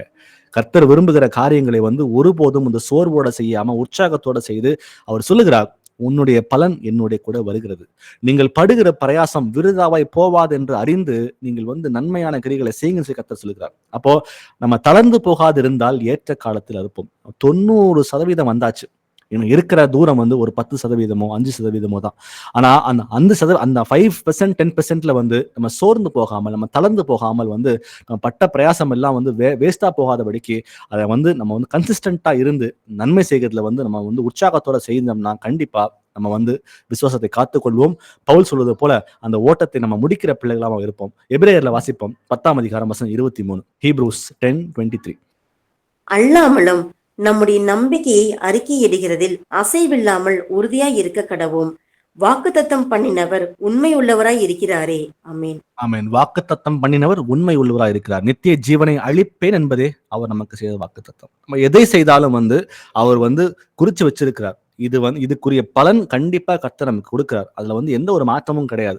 அதனால அவர் வாக்குத்தத்தம் பண்ணவர் உண்மை உள்ளவர் நம்ம விசுவாசிச்சோம் அப்படின்னா அவர் வசனம் சொல்வது போல நம்முடைய நம்பிக்கை அறிக்கை இடுகிறதில் அசைவில்லாமல் உறுதியாய் இருக்க கடவோம்.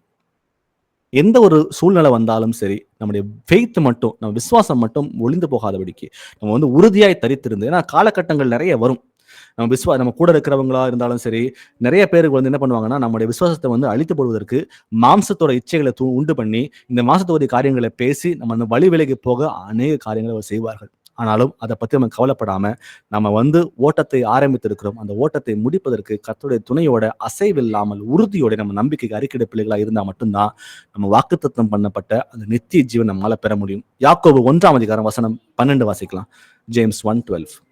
சோதனையை சகிக்கிற மனுஷன் பாக்கியவான், அவன் உத்தமன் என்று விளங்கின பின்பு கர்த்தர் தம்மிடத்தில் அன்பு கூறுகிறவர்களுக்கு வாக்குத்தத்தம் பண்ணின ஜீவ கிரீடத்தை பெறுவான். ஆமேன். ஆமேன். சோதனையை சகிக்கிற மனுஷன் பாக்கியவான். அப்ப சோதனை அப்படின்றது வந்து கிறிஸ்துவ வாழ்க்கையில வந்து ஒரு அங்கமாக தான் இருக்கிறது. அதை வந்து கர்த்தர் அனுமதிக்கிறார். சில காரியங்களை ஏன் விசுவாசத்தின் மூலமா உள்ளான மனுஷன் பலப்படுவதற்காக கர்த்தர் சில காரியங்களை வாழ்க்கையில அனுமதிச்சுதான் தீர்றார். அதை அனுமதிக்கும் பொழுது அதை சந்தோஷத்தோட ஏற்றுக்கொண்டு அதில் மேன்மை பாராட்டுகிற பிள்ளைகளா இருக்கணும் தான் கர்த்தர் விரும்புகிறார். இது வசனம் சொல்வது போல யாக்கோபு 1:12 சொல்வது போல சோதனை சகிக்கிற மனுஷன் பாக்கியவான், அவன் உத்தமன் என்று விளங்கின பின்பு அந்த சோதனையை சகித்து உறுதியாய் தரித்திருந்து உலகத்தாரால் கரைபடாம நம்ம வந்து உலகத்தார் எவ்வளவுதான் வந்து மாயைக்குள்ள நம்ம கொண்டு போக வந்து ட்ரை பண்ணாலும் விசுவாசத்தில் உறுதியாய் தரித்திருந்து எல்லாவற்றையும் சகித்து அவன் உத்தமன் என்று விளங்கின பின்பு கர்த்தர் தம்மிடத்தில் அன்பு கூறுகிறவர்களுக்கு வாக்குத்தத்தம் பண்ணின ஜீவகிரீடத்தை அவன் பெறுவான். அப்ப கர்த்தர் நம்ம எல்லாரும் மேல அன்பு கூறுகிற தேவனா இருக்கார். ஆனா அவர் அன்பு கூறுறது உண்மை, சத்தியம். ஆனாலும் நாம் அவர் மேல வந்து அன்பு கூறுகிற பிள்ளைகளா இருந்து அவர் கட்டளைகளுக்கு கீழ்ப்படியும் போது மாத்திரம்தான் நமக்கு வாக்குத்தத்தம் பண்ணப்பட்ட ஜீவகிரீடத்தை மேல பெற முடியும். பிலிப்பியர் 3ஆம் அதிகாரம் வசனம் 13 வாசிப்போம். Philippians 3:13. சகோதரரே, அதை பிடித்துக் கொண்டேன் என்று நான் எண்ணுகிறதில்லை, ஒன்று செய்கிறேன், பின்னானவைகளை மறந்து முன்னானவைகளை நாடி. ஆமென். ஆமென். ஸோ நம்ம எவ்வளவு சாக்ரிஃபைஸ் பண்ணி வந்திருக்கலாம். ஆனாலும் அது எல்லாவற்றையும் வந்து நம்ம வந்து கர்த்தர் வந்து அதுக்கு பலன் கொடுப்பாருன்ற அந்த விசுவாசத்தோடு இன்னும் மாற வேண்டிய காரியங்கள் என்ன இருக்குன்றதை புரிந்து கொண்டு விசுவாசத்துல வந்து அந்த தொடங்கின ஓட்டத்தை வந்து முடிக்கிறதுக்கு முற்படுவோம். ஐசையா 40:31 வாசிக்கலாம். ஐசையா 40:31. கர்த்தருக்கு காத்திருக்கிறவர்களோ புதுபலன் அடைந்து கழுகுகளைப் போல செட்டைகளை அடித்து எழும்புவார்கள். அவர்கள் ஓடினாலும் இளைப்படையார்கள், நடந்தாலும் சோர்ந்து போகார்கள். ஆமீன். நமக்கு உபத்திரவங்கள் வரும்ன்றதை நம்ம எல்லாரும் அறிந்த பிள்ளைகளா இருக்கிறோம். இப்போ அந்த உபத்திரம் வரும் பொழுது வசனம் சொல்லுகிறது, உபத்திரவம் பொறுமையும், பொறுமை பரீட்சையும், பரீட்சை நம்பிக்கையும் உண்டாக்குகிறது என்று அறிந்து உபத்திரவங்களிலே மேன்மை பாராட்டுங்கள் வசனம் சொல்லுது. அப்போ நமக்கு உபத்திரம் வரும் பொழுது கர்த்தர் என்ன விரும்புகிறார்னா அதை பொறுமையோட இருங்க, அப்போ கர்த்தருக்கு காத்திருக்கிறவர்களோ புதுபலன் அடைந்து கழுகுகளைப் போல செட்டைகளை அடித்து எழும்புவார்கள், அவர்கள் ஓடினாலும் இளைப்படையார்கள் என்று பார்க்கிறோம். இப்ப கர்த்தருக்கு காத்திருக்கும் பொழுது எனக்கு பொறுமை உண்டாகுது. அந்த பொறுமையா இருக்கும் பொழுது உள்ளான மனுஷன் பலப்படுறான். அந்த உள்ளான மனுஷன் பலப்படும் பொழுது அவன் கேரக்டர் மாறும் பொழுது அவன் வந்து கர்த்தருக்கு விரும்பத்தக்க அந்த பரிசுத்த நாடி அவன் ஓடுறான்னு பார்க்கிறோம். அப்போ இந்த கழுகுகளை போல செட்டைகளை அடித்து நம்மாலும் எழும்ப முடியும். ஆனால் அதுக்கு ஃபர்ஸ்ட் கிரைட்டீரியா வசனம் சொல்வது போல கர்த்தருக்கு காத்திருக்கிறவர்களோ அப்படின்னு பார்க்கிறோம். அப்போ பொறுமையோட விசுவாசத்தை வந்து காத்துக்கொண்ட பிள்ளைகளா நம்ம எல்லாரும் இருப்போம். வாசிப்போம் 2 தீமோத்தேயு 4 வசனம் 7. 2 Timothy 4:7. நல்ல போராட்டத்தை போராடினேன், ஓட்டத்தை முடித்தேன், விசுவாசத்தை காத்து கொண்டேன். ஆமேன். பவுல் சொல்வது போல அவர் ஆரம்பத்துல வந்து உள்ள வந்த பொழுது கர்த்தர் யாருன்னு அவருக்கு தெரியாது, இயேசு கிறிஸ்து யாருன்னு தெரியாது. ஆனா என்னைக்கு அவருக்கு இயேசு யாருன்னு தெரிஞ்சதோ அப்பவே அவர் வாழ்க்கை வந்து ஒரு மாற்றத்தை வந்து கொண்டு வந்தார். கர்த்தருக்காக வந்து அவர் வாழ்க்கையை ஒப்பு கொடுத்தார். ஒப்பு கொடுத்து கடைசி வரைக்கும் அவருக்கு ஒரு சாட்சியுள்ள வாழ்க்கையை வாழ்ந்தார். அவர் சொல்றது போல நல்ல போராட்டத்தை போராடினேன், ஓட்டத்தை முடித்தேன், விசுவாசத்தை காத்து கொண்டேன். அவருக்கு வந்து அந்த கீழே விழுந்து சவுலே சவுலே என்னை ஏன் துன்பப்படுத்துகிறாய் என்ற கேட்ட மாத்திரத்துல இயேசு கிறிஸ்து சொல்றாரு, அது கர்த்தர், நீ துன்பப்படுத்துகிற இயேசு நானே அப்படின்னு சொல்லி முடிச்ச மாத்திரத்துல அவன் நடுங்கி திகைத்து நீ நான் என்ன செய்ய சித்தமா இருக்கேன்னு கேட்ட மாத்திரத்துல அவர் முழுமையா கர்த்தராக இயேசு கிறிஸ்துவை ஏற்றுக்கொண்டு அன்னைக்கு எடுத்த முடிவு கடைசியா அவர் மரணிக்கிற வரைக்கும் அந்த ஓட்டத்தில் வந்து எந்த ஒரு பிசக்கும் இல்லாமல் அவர் வந்து அந்த ஓட்டத்தை ஓடி முடித்தார்ன்றதுக்கு இந்த வசனம் நமக்கு சாட்சியாக இருக்கிறது. நாமும் கூட இயேசு கிறிஸ்து சொந்தராக ஏற்றுக்கொண்டிருக்கிறோம். நம்ம ஓட்டத்தை எல்லாரும் ஆரம்பித்திருக்கிறோம். ஆனா அந்த ஓட்டத்தை நம்ம எல்லாரும் முடித்தே தீரணும். முடிக்கணும் அப்படின்னா நமக்கு வந்து தேவையானது கர்த்தருடைய வசனங்கள். அந்த வசனங்களை ஏற்றுக்கொண்டு அந்த வசனங்களை புரிந்து கொண்டு என்ன வாழ்க்கையில மாற்றத்தை கொண்டு வர கர்த்தர் விரும்புகிற அந்த மாற்றத்தை கொண்டு வந்து என்னுடைய வாழ்க்கைக்கு வந்து அது ஏதுவாக இருக்கும். 2வதா நான் வாழ்ற வாழ்க்கையின் மூலமா இன்னும் அநேகம் ஆத்துமாக்களுக்கு வந்து அது வெளிச்சமாக இருந்து அவர்களையும் வந்து நல்வழி நடப்பிப்பதற்கு அதுக்கு எனக்கு வந்து ஒரு பொறுப்பு இருக்கிறத நம்ம புரிஞ்சுக்கிறோம். வாசிப்போம் மத்தேயு 25 வசனங்கள் 35 முதல் 40 வரை. Matthew 25:35-40. பசியா இருந்தேன், எனக்கு போஜனம் கொடுத்தீர்கள். தாகமாய் இருந்தேன், என் தாகத்தை தீர்த்தீர்கள். அந்நியனாய் இருந்தேன், என்னை சேர்த்து கொண்டீர்கள். வஸ்திரமில்லாதிருந்தேன், எனக்கு வஸ்திரம் கொடுத்தீர்கள். வியாதியாய் இருந்தேன், என்னை விசாரிக்க வந்தீர்கள். காவலில் இருந்தேன், என்னை பார்க்க வந்தீர்கள் என்பார். அப்பொழுது நீதிமான்கள் அவருக்கு பிரதியுத்தரமாக, ஆண்டவரே, நாங்கள் எப்பொழுது உம்மை பசியுள்ளவராக கண்டு உமக்கு போஜனம் கொடுத்தோம்? எப்பொழுது உம்மை தாகமுள்ளவராக கண்டு உம்முடைய தாகத்தை தீர்த்தோம்? எப்பொழுது உம்மை அந்நியராக கண்டு உம்மை சேர்த்து கொண்டோம்? எப்பொழுது உம்மை வஸ்திரம் இல்லாதவராக கண்டு உமக்கு வஸ்திரம் கொடுத்தோம்? எப்பொழுது உம்மை வியாதி உள்ளவராகவும் காவலில் இருக்கிறவராகவும் கண்டு உம்மிடத்தில் வந்தோம் என்பார்கள். அதற்கு ராஜா பிரதியுத்தரமாக, மிகவும் சிறியவராகிய என் சகோதரரான இவர்களில் ஒருவனுக்கு நீங்கள் எதை செய்தீர்களோ அதை எனக்கே செய்தீர்கள் என்று மெய்யாகவே உங்களுக்கு சொல்லுகிறேன் என்பார். ஆமென். உலகத்தை கலக்குகிறவர்கள் இங்கே வந்து விட்டார்கள் என்ற வசனங்களை வாசிக்கிறோம். அப்போ நம்ம வந்து பெற்றுக்கொண்ட அந்த ஒளி நான் உட்காந்துக்கிட்டு பரலோகம் போறது மாத்திரம் இல்லை, I have to create an impact. இந்த உலகத்துல வந்து நான் ஒரு பெரிய இம்பாக்டை கிரியேட் பண்ணணும். என்னுடைய நன்னடக்கையின் மூலமா, நான் செய்கிற நற்கிரியின் மூலமா இந்த உலகத்துல நான் ஒரு பெரிய இம்பாக்டை கிரியேட் பண்ணா மட்டும்தான் என்னுடைய ஒளி மற்றவங்க முன்பாக பிரகாசமாக இருக்கும். அதான் வசனம் சொல்வது போல, பசியாய் இருந்தேன், தாகமாய் இருந்தேன், அந்நியனாய் இருந்தேன், வஸ்திரம் இல்லாமல் இருந்தேன், காவலில் இருந்தேன் அப்படின்னு சொல்லி கர்த்தர் வந்து இங்க சொல்லுகிறார். அப்போ அவங்க கேட்கிறாங்க, எப்போது ஆண்டவரே சொல்லி கேட்கும் பொழுது, மிகவும் சிறியவராகிய என் சகோதரனான இவர்களில் ஒருவனுக்கு நீங்கள் எதை செய்தீர்களோ அதை எனக்கே செய்தீர்கள் என்று மெய்யாவை உங்களுக்கு சொல்லுகிறேன். அப்ப நம்ம செய்கிற காரியத்தின் மூலமா அங்க ஒரு பெரிய இம்பாக்ட் கிரியேட் ஆகுது. அந்த ஜனங்கள் வந்து கர்த்தரை ஏற்றுக்கொள்கிறார். ஒன்றும் இல்லை, வழியில போறீங்க, ஒருத்தர் பசியா இருக்கிறாங்க, இயேசு உங்களுக்கு அன்பு செய்கிறான்னு சொல்லிட்டு ஒரு சாப்பாடை கொடுக்கறதோ, அவங்களுக்கு தண்ணி கொடுக்கறதோ, இந்த மாதிரி காரியங்களை செய்யும் பொழுது அந்த இடத்துல வந்து கண்டிப்பா கர்த்தருடைய நாமம் மகிமைப்படுது. அப்ப நம்ம செய்கிற ஒவ்வொரு காரியம் வந்து இந்த உலகத்துல இருக்கிறவங்களுக்கு வந்து ஒரு பெரிய இம்பாக்டை கிரியேட் பண்றோம். நம்ம எல்லாரும் ஊழியக்காரர்கள் தான். இந்த ஊழியம்ன்றது யாரோ ஒருத்தர் 2 பேருக்கு மாத்திரம் இல்ல, கர்த்தருடைய பிள்ளைகள் அனைவருக்கும் ஊழியம் செய்ய வேண்டிய கடமை இருக்கிறது. ஏன்னா உங்க எல்லாருக்கும் ஒரு வரங்களை வந்து கர்த்தர் பிரித்து கொடுத்திருக்கிறார். அப்ப அந்த வரங்களை பயன்படுத்தி கர்த்தருடைய ராஜ்யத்துக்கு என்று கனி கொடுக்கிற பிள்ளைகள் நம்ம எல்லாரும் மாறணும்ன்றதுதான் கர்த்தருடைய சித்தம். வாசிப்போம் நீதிமொழிகள் 33 வசனம் 27. Proverbs 3:27. நன்மை செய்யும்படி உனக்கு திராணி இருக்கும் போது அதை செய்யத்தக்கவர்களுக்கு செய்யாமல் இராதே. ஆமீன். ஆமேன்.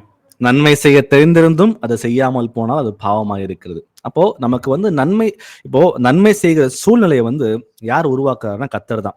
காலங்கள் தோன்றுவதற்கு முன்பாகவே அந்த காரியங்களை அவர் முன்குறித்திருக்கிறார். முன்குறித்து அந்த பிளாட்ஃபார்மை கிரியேட் பண்ணியிருக்கிறார். அங்க வந்து ஒரு ஒண்ணுல ஒருத்தருக்கு வந்து ஏதோ உதவி செய்யணுன்ற அந்த சூழ்நிலை நமக்குள்ள வருது அப்படின்னா, அந்த சூழலை கர்த்தர் தான் உருவாக்கி கொடுத்திருக்கிறார். உருவாக்கி கொடுத்திருக்காரு அப்படின்னா, அதை வந்து புரிந்து கொண்டு அந்த இடத்துல வந்து அந்த கிரியை நடப்பிக்க வேண்டியது நம்முடைய கடமையாக இருக்கிறது. இப்போ நமக்கு வந்து ஒரு திராணி இருக்கும் பொழுது, வசனத்தை பார்த்தீங்கன்னா திராணின்னு போட்டிருக்கு. நமக்கு ஒரு எபிலிட்டி இருக்கும் பொழுதே வந்து மற்றவங்களுக்கு வந்து ஹெல்ப் பண்ண வேண்டியது நம்மளுடைய கடமையா இருக்கிறது. So when there is an opportunity, நம்ம வந்து அந்த ஆப்பர்ச்சுனிட்டி யூஸ் பண்ணிட்டு நம்ம வந்து அந்த கிரியை நடப்பிக்கணும். ஏன்னா அந்த ஆப்பர்ச்சுனிட்டி கிரியேட் பண்றது, அந்த சிச்சுவேஷனை கிரியேட் பண்றது கர்த்தராக இயேசு கிறிஸ்து தான் பார்க்கிறோம். எபிரேயர் 13:16 வாசிக்கலாம். Hebrews 13:16. அன்றியும் நன்மை செய்யவும் தான தர்மம் பண்ணவும் மறவாதிருங்கள். இப்படிப்பட்ட பலிகளின் மேல் தேவன் பிரியமாயிருக்கிறார். ஆமென். ஆமென். நம்ம மேல் சுமத்தப்பட்ட கடமையாக தான் இந்த வசனங்கள், இந்த வார்த்தைகள் இருக்கிறது. நன்மை செய்யவும் தான தர்மம் பண்ணவும் மறவாது இருங்கள். இப்படிப்பட்ட பலிகளின் மேல் கர்த்தர் தேவன் பிரியமாக இருக்கிறார். அப்போ அதுதான் வசனம் சொல்றது போல, பசியா இருந்தேன், தாகமா இருந்தேன், அந்நியனா இருந்தேன், வஸ்திரம் இல்லாமல் இருந்தேன் என்ற காரியங்களை பார்க்கிறோம் இங்க. அப்போ நன்மை செய்கிறதுக்கு எனக்கு முடியுது, எனக்கு ஒரு வாய்ப்பு கர்த்தர் ஏற்படுத்தி கொடுத்திருக்கார் அப்படின்னா, அந்த வாய்ப்புகளை புரிந்து கொண்டு அந்த இடத்துல வந்து நன்மை செய்யவோ தான தர்மம் பண்ணவோ மறவாமல் இருக்க வேண்டும் என்றே கர்த்தர் விரும்புகிறார்.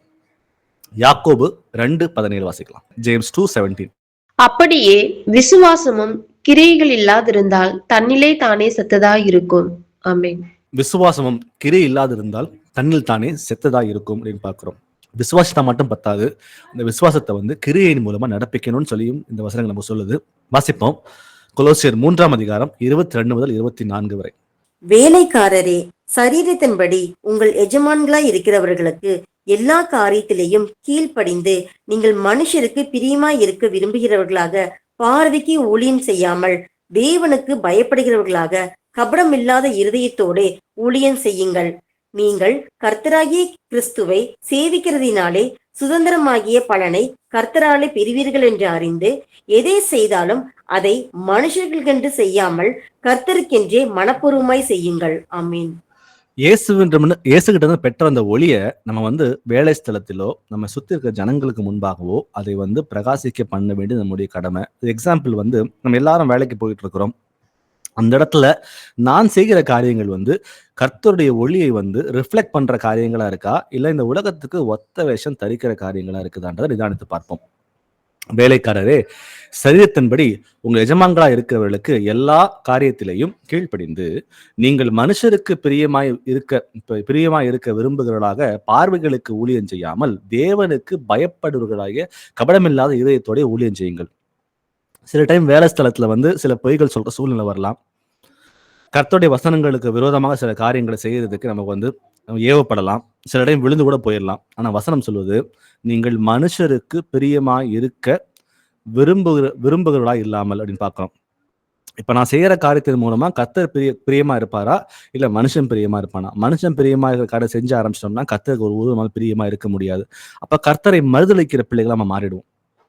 இப்ப நம்ம செய்யற ஒவ்வொரு காரியமும் கர்த்தருக்கு பிடிக்குமா பிடிக்காத நிதானித்து அறிந்து செஞ்சா மட்டும்தான் நம்ம ஒரு லைட்டை வந்து ரிஃப்ளெக்ட் பண்ணுகிற பிள்ளைகள் நம்ம இருக்க முடியும். ஸோ கர்த்தராக இயேசு கிறிஸ்துவை சேவிக்கிறதுனாலே சுதந்திரமாகிய பலனை கர்த்தராலே பெறுவீர்கள் என்று அறிந்து எதை செய்தாலும் அதை மனுஷருக்கென்று செய்யாமல் கர்த்தருக்கென்று மனப்பூர்வமாய் செய்யுங்கள். அல்டிமேட் ரிவார்டு, நம்ம எல்லாருக்குமே அல்டிமேட்டான ஒரு ரிவார்டு வந்து கர்த்தராக இயேசு கிறிஸ்துவிலிருந்து வரப்போகிறது. அப்ப நான் செய்கிற காரியம் வந்து கர்த்தருக்கு உகந்த காரியமா மாத்திரம் தான் இருக்கணும்.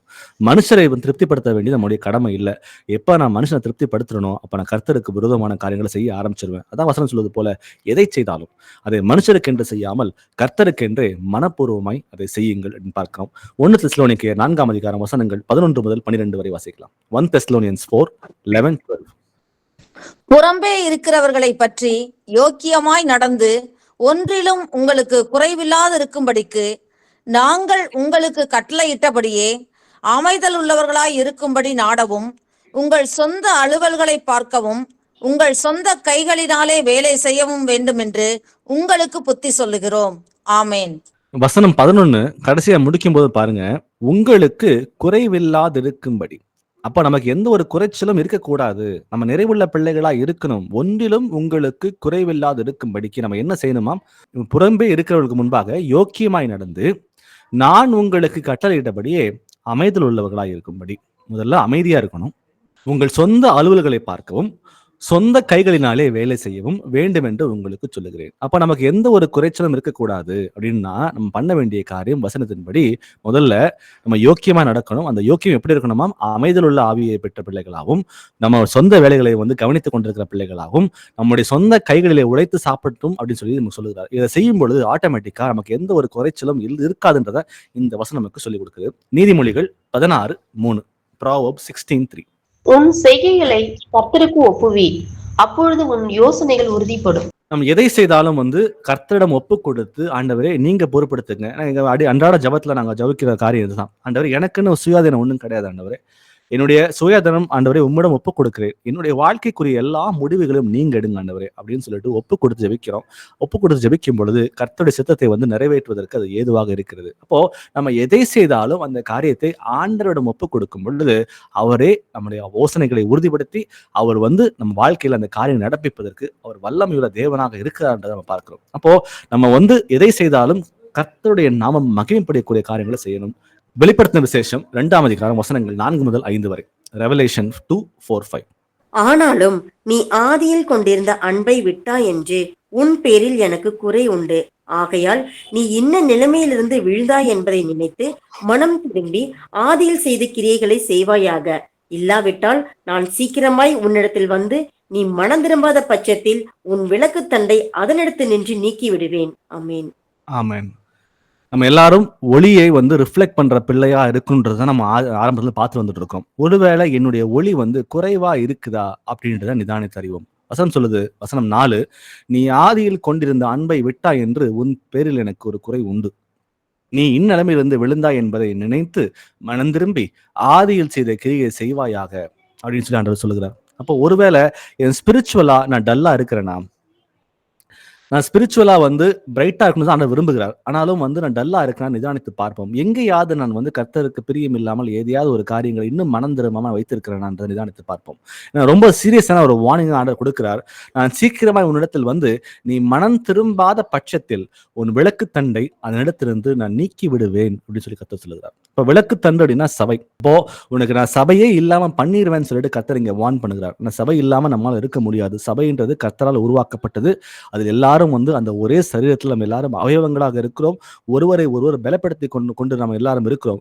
அப்ப அந்த சபையோட ஐக்கியமே நமக்கு இல்லாம போயிடுச்சு அப்படின்னா பிசாசானவன் வந்து எவனை விழுங்கலாமோ என்று கர்ஜிக்கிற சிங்கம் போல வகை தேடி சுற்றி திரிகிறான். அப்ப நம்ம ரொம்ப இந்த இடத்துல வந்து நிதானித்து அறிவோம். நான் எங்க வந்து கர்த்தருக்கு பிரியம் இல்லாம இருக்கிறேன், நான் எங்கேயாவது ஸ்பிரிச்சுவலா டல்லா இருக்கிறேன்னு நிதானித்து பார்த்து எங்கேயாவது மனம் திரும்ப வேண்டிய காரியம் இருந்துச்சுன்னா நம்ம மனம் திரும்பி ஆதியில் செய்த கிரிகளை வந்து நம்ம செய்யறதுக்கு நம்ம எல்லாரும் பிரயாசப்படுவோம். மத்தேயு 6:22-23, Matthew 6:22-23. கண்ணானது சரீரத்தின் விளக்காய் இருக்கிறது. உன் கண் தெளிவாய் இருந்தால் உன் சரீரம் முழுவதும் வெளிச்சமாய் இருக்கும். உன் கண் கெட்டதாய் இருந்தால் உன் சரீரம் முழுவதும் இருளாய் இருக்கும். இப்படி உன்னிலுள்ள வெளிச்சம் இருளாய் இருந்தால் அவ்விருள் எவ்வளவு அதிகமாயிருக்கும். ஆமேன். ஆமென். அந்த உள்ளான மனுஷனுக்குள்ள அந்த இன்னர் மேன் நம்ம சொல்றோம் பாத்தீங்களா, அவனுடைய சிந்தை, அவனுடைய சொல், அவன் செயல் எல்லாம் இருளா இருந்துச்சுன்னா அந்த இருள் எவ்வளவு அதிகமா இருக்குன்றதை பார்க்கிறோம். நம்ம எல்லாரும் இன்னைக்கு நம்ம எல்லாரும் ரொம்ப ஃபோக்கஸ்டா இருந்து நான் செய்கிற எல்லா காரியங்களும் கர்த்தரை நான் மகிமைப்படுதா, நான் கர்த்தருடைய வெளிச்சத்தை பெற்று அந்த வெளிச்சத்தை வந்து ரிஃப்ளெக்ட் பண்ற பிள்ளையா இருக்கிறேன்னா, இல்ல வெளிச்சத்தை பெற்றும் கூட ரிஃப்ளெக்ட் பண்ணாம இன்னும் கூட அந்த இருளில் இருந்து கொண்டு இருக்கிறேன் நிதானித்து பார்ப்போம். நம்மை நாமே நிதானித்து அறிய வேண்டியது நம்முடைய கடமை.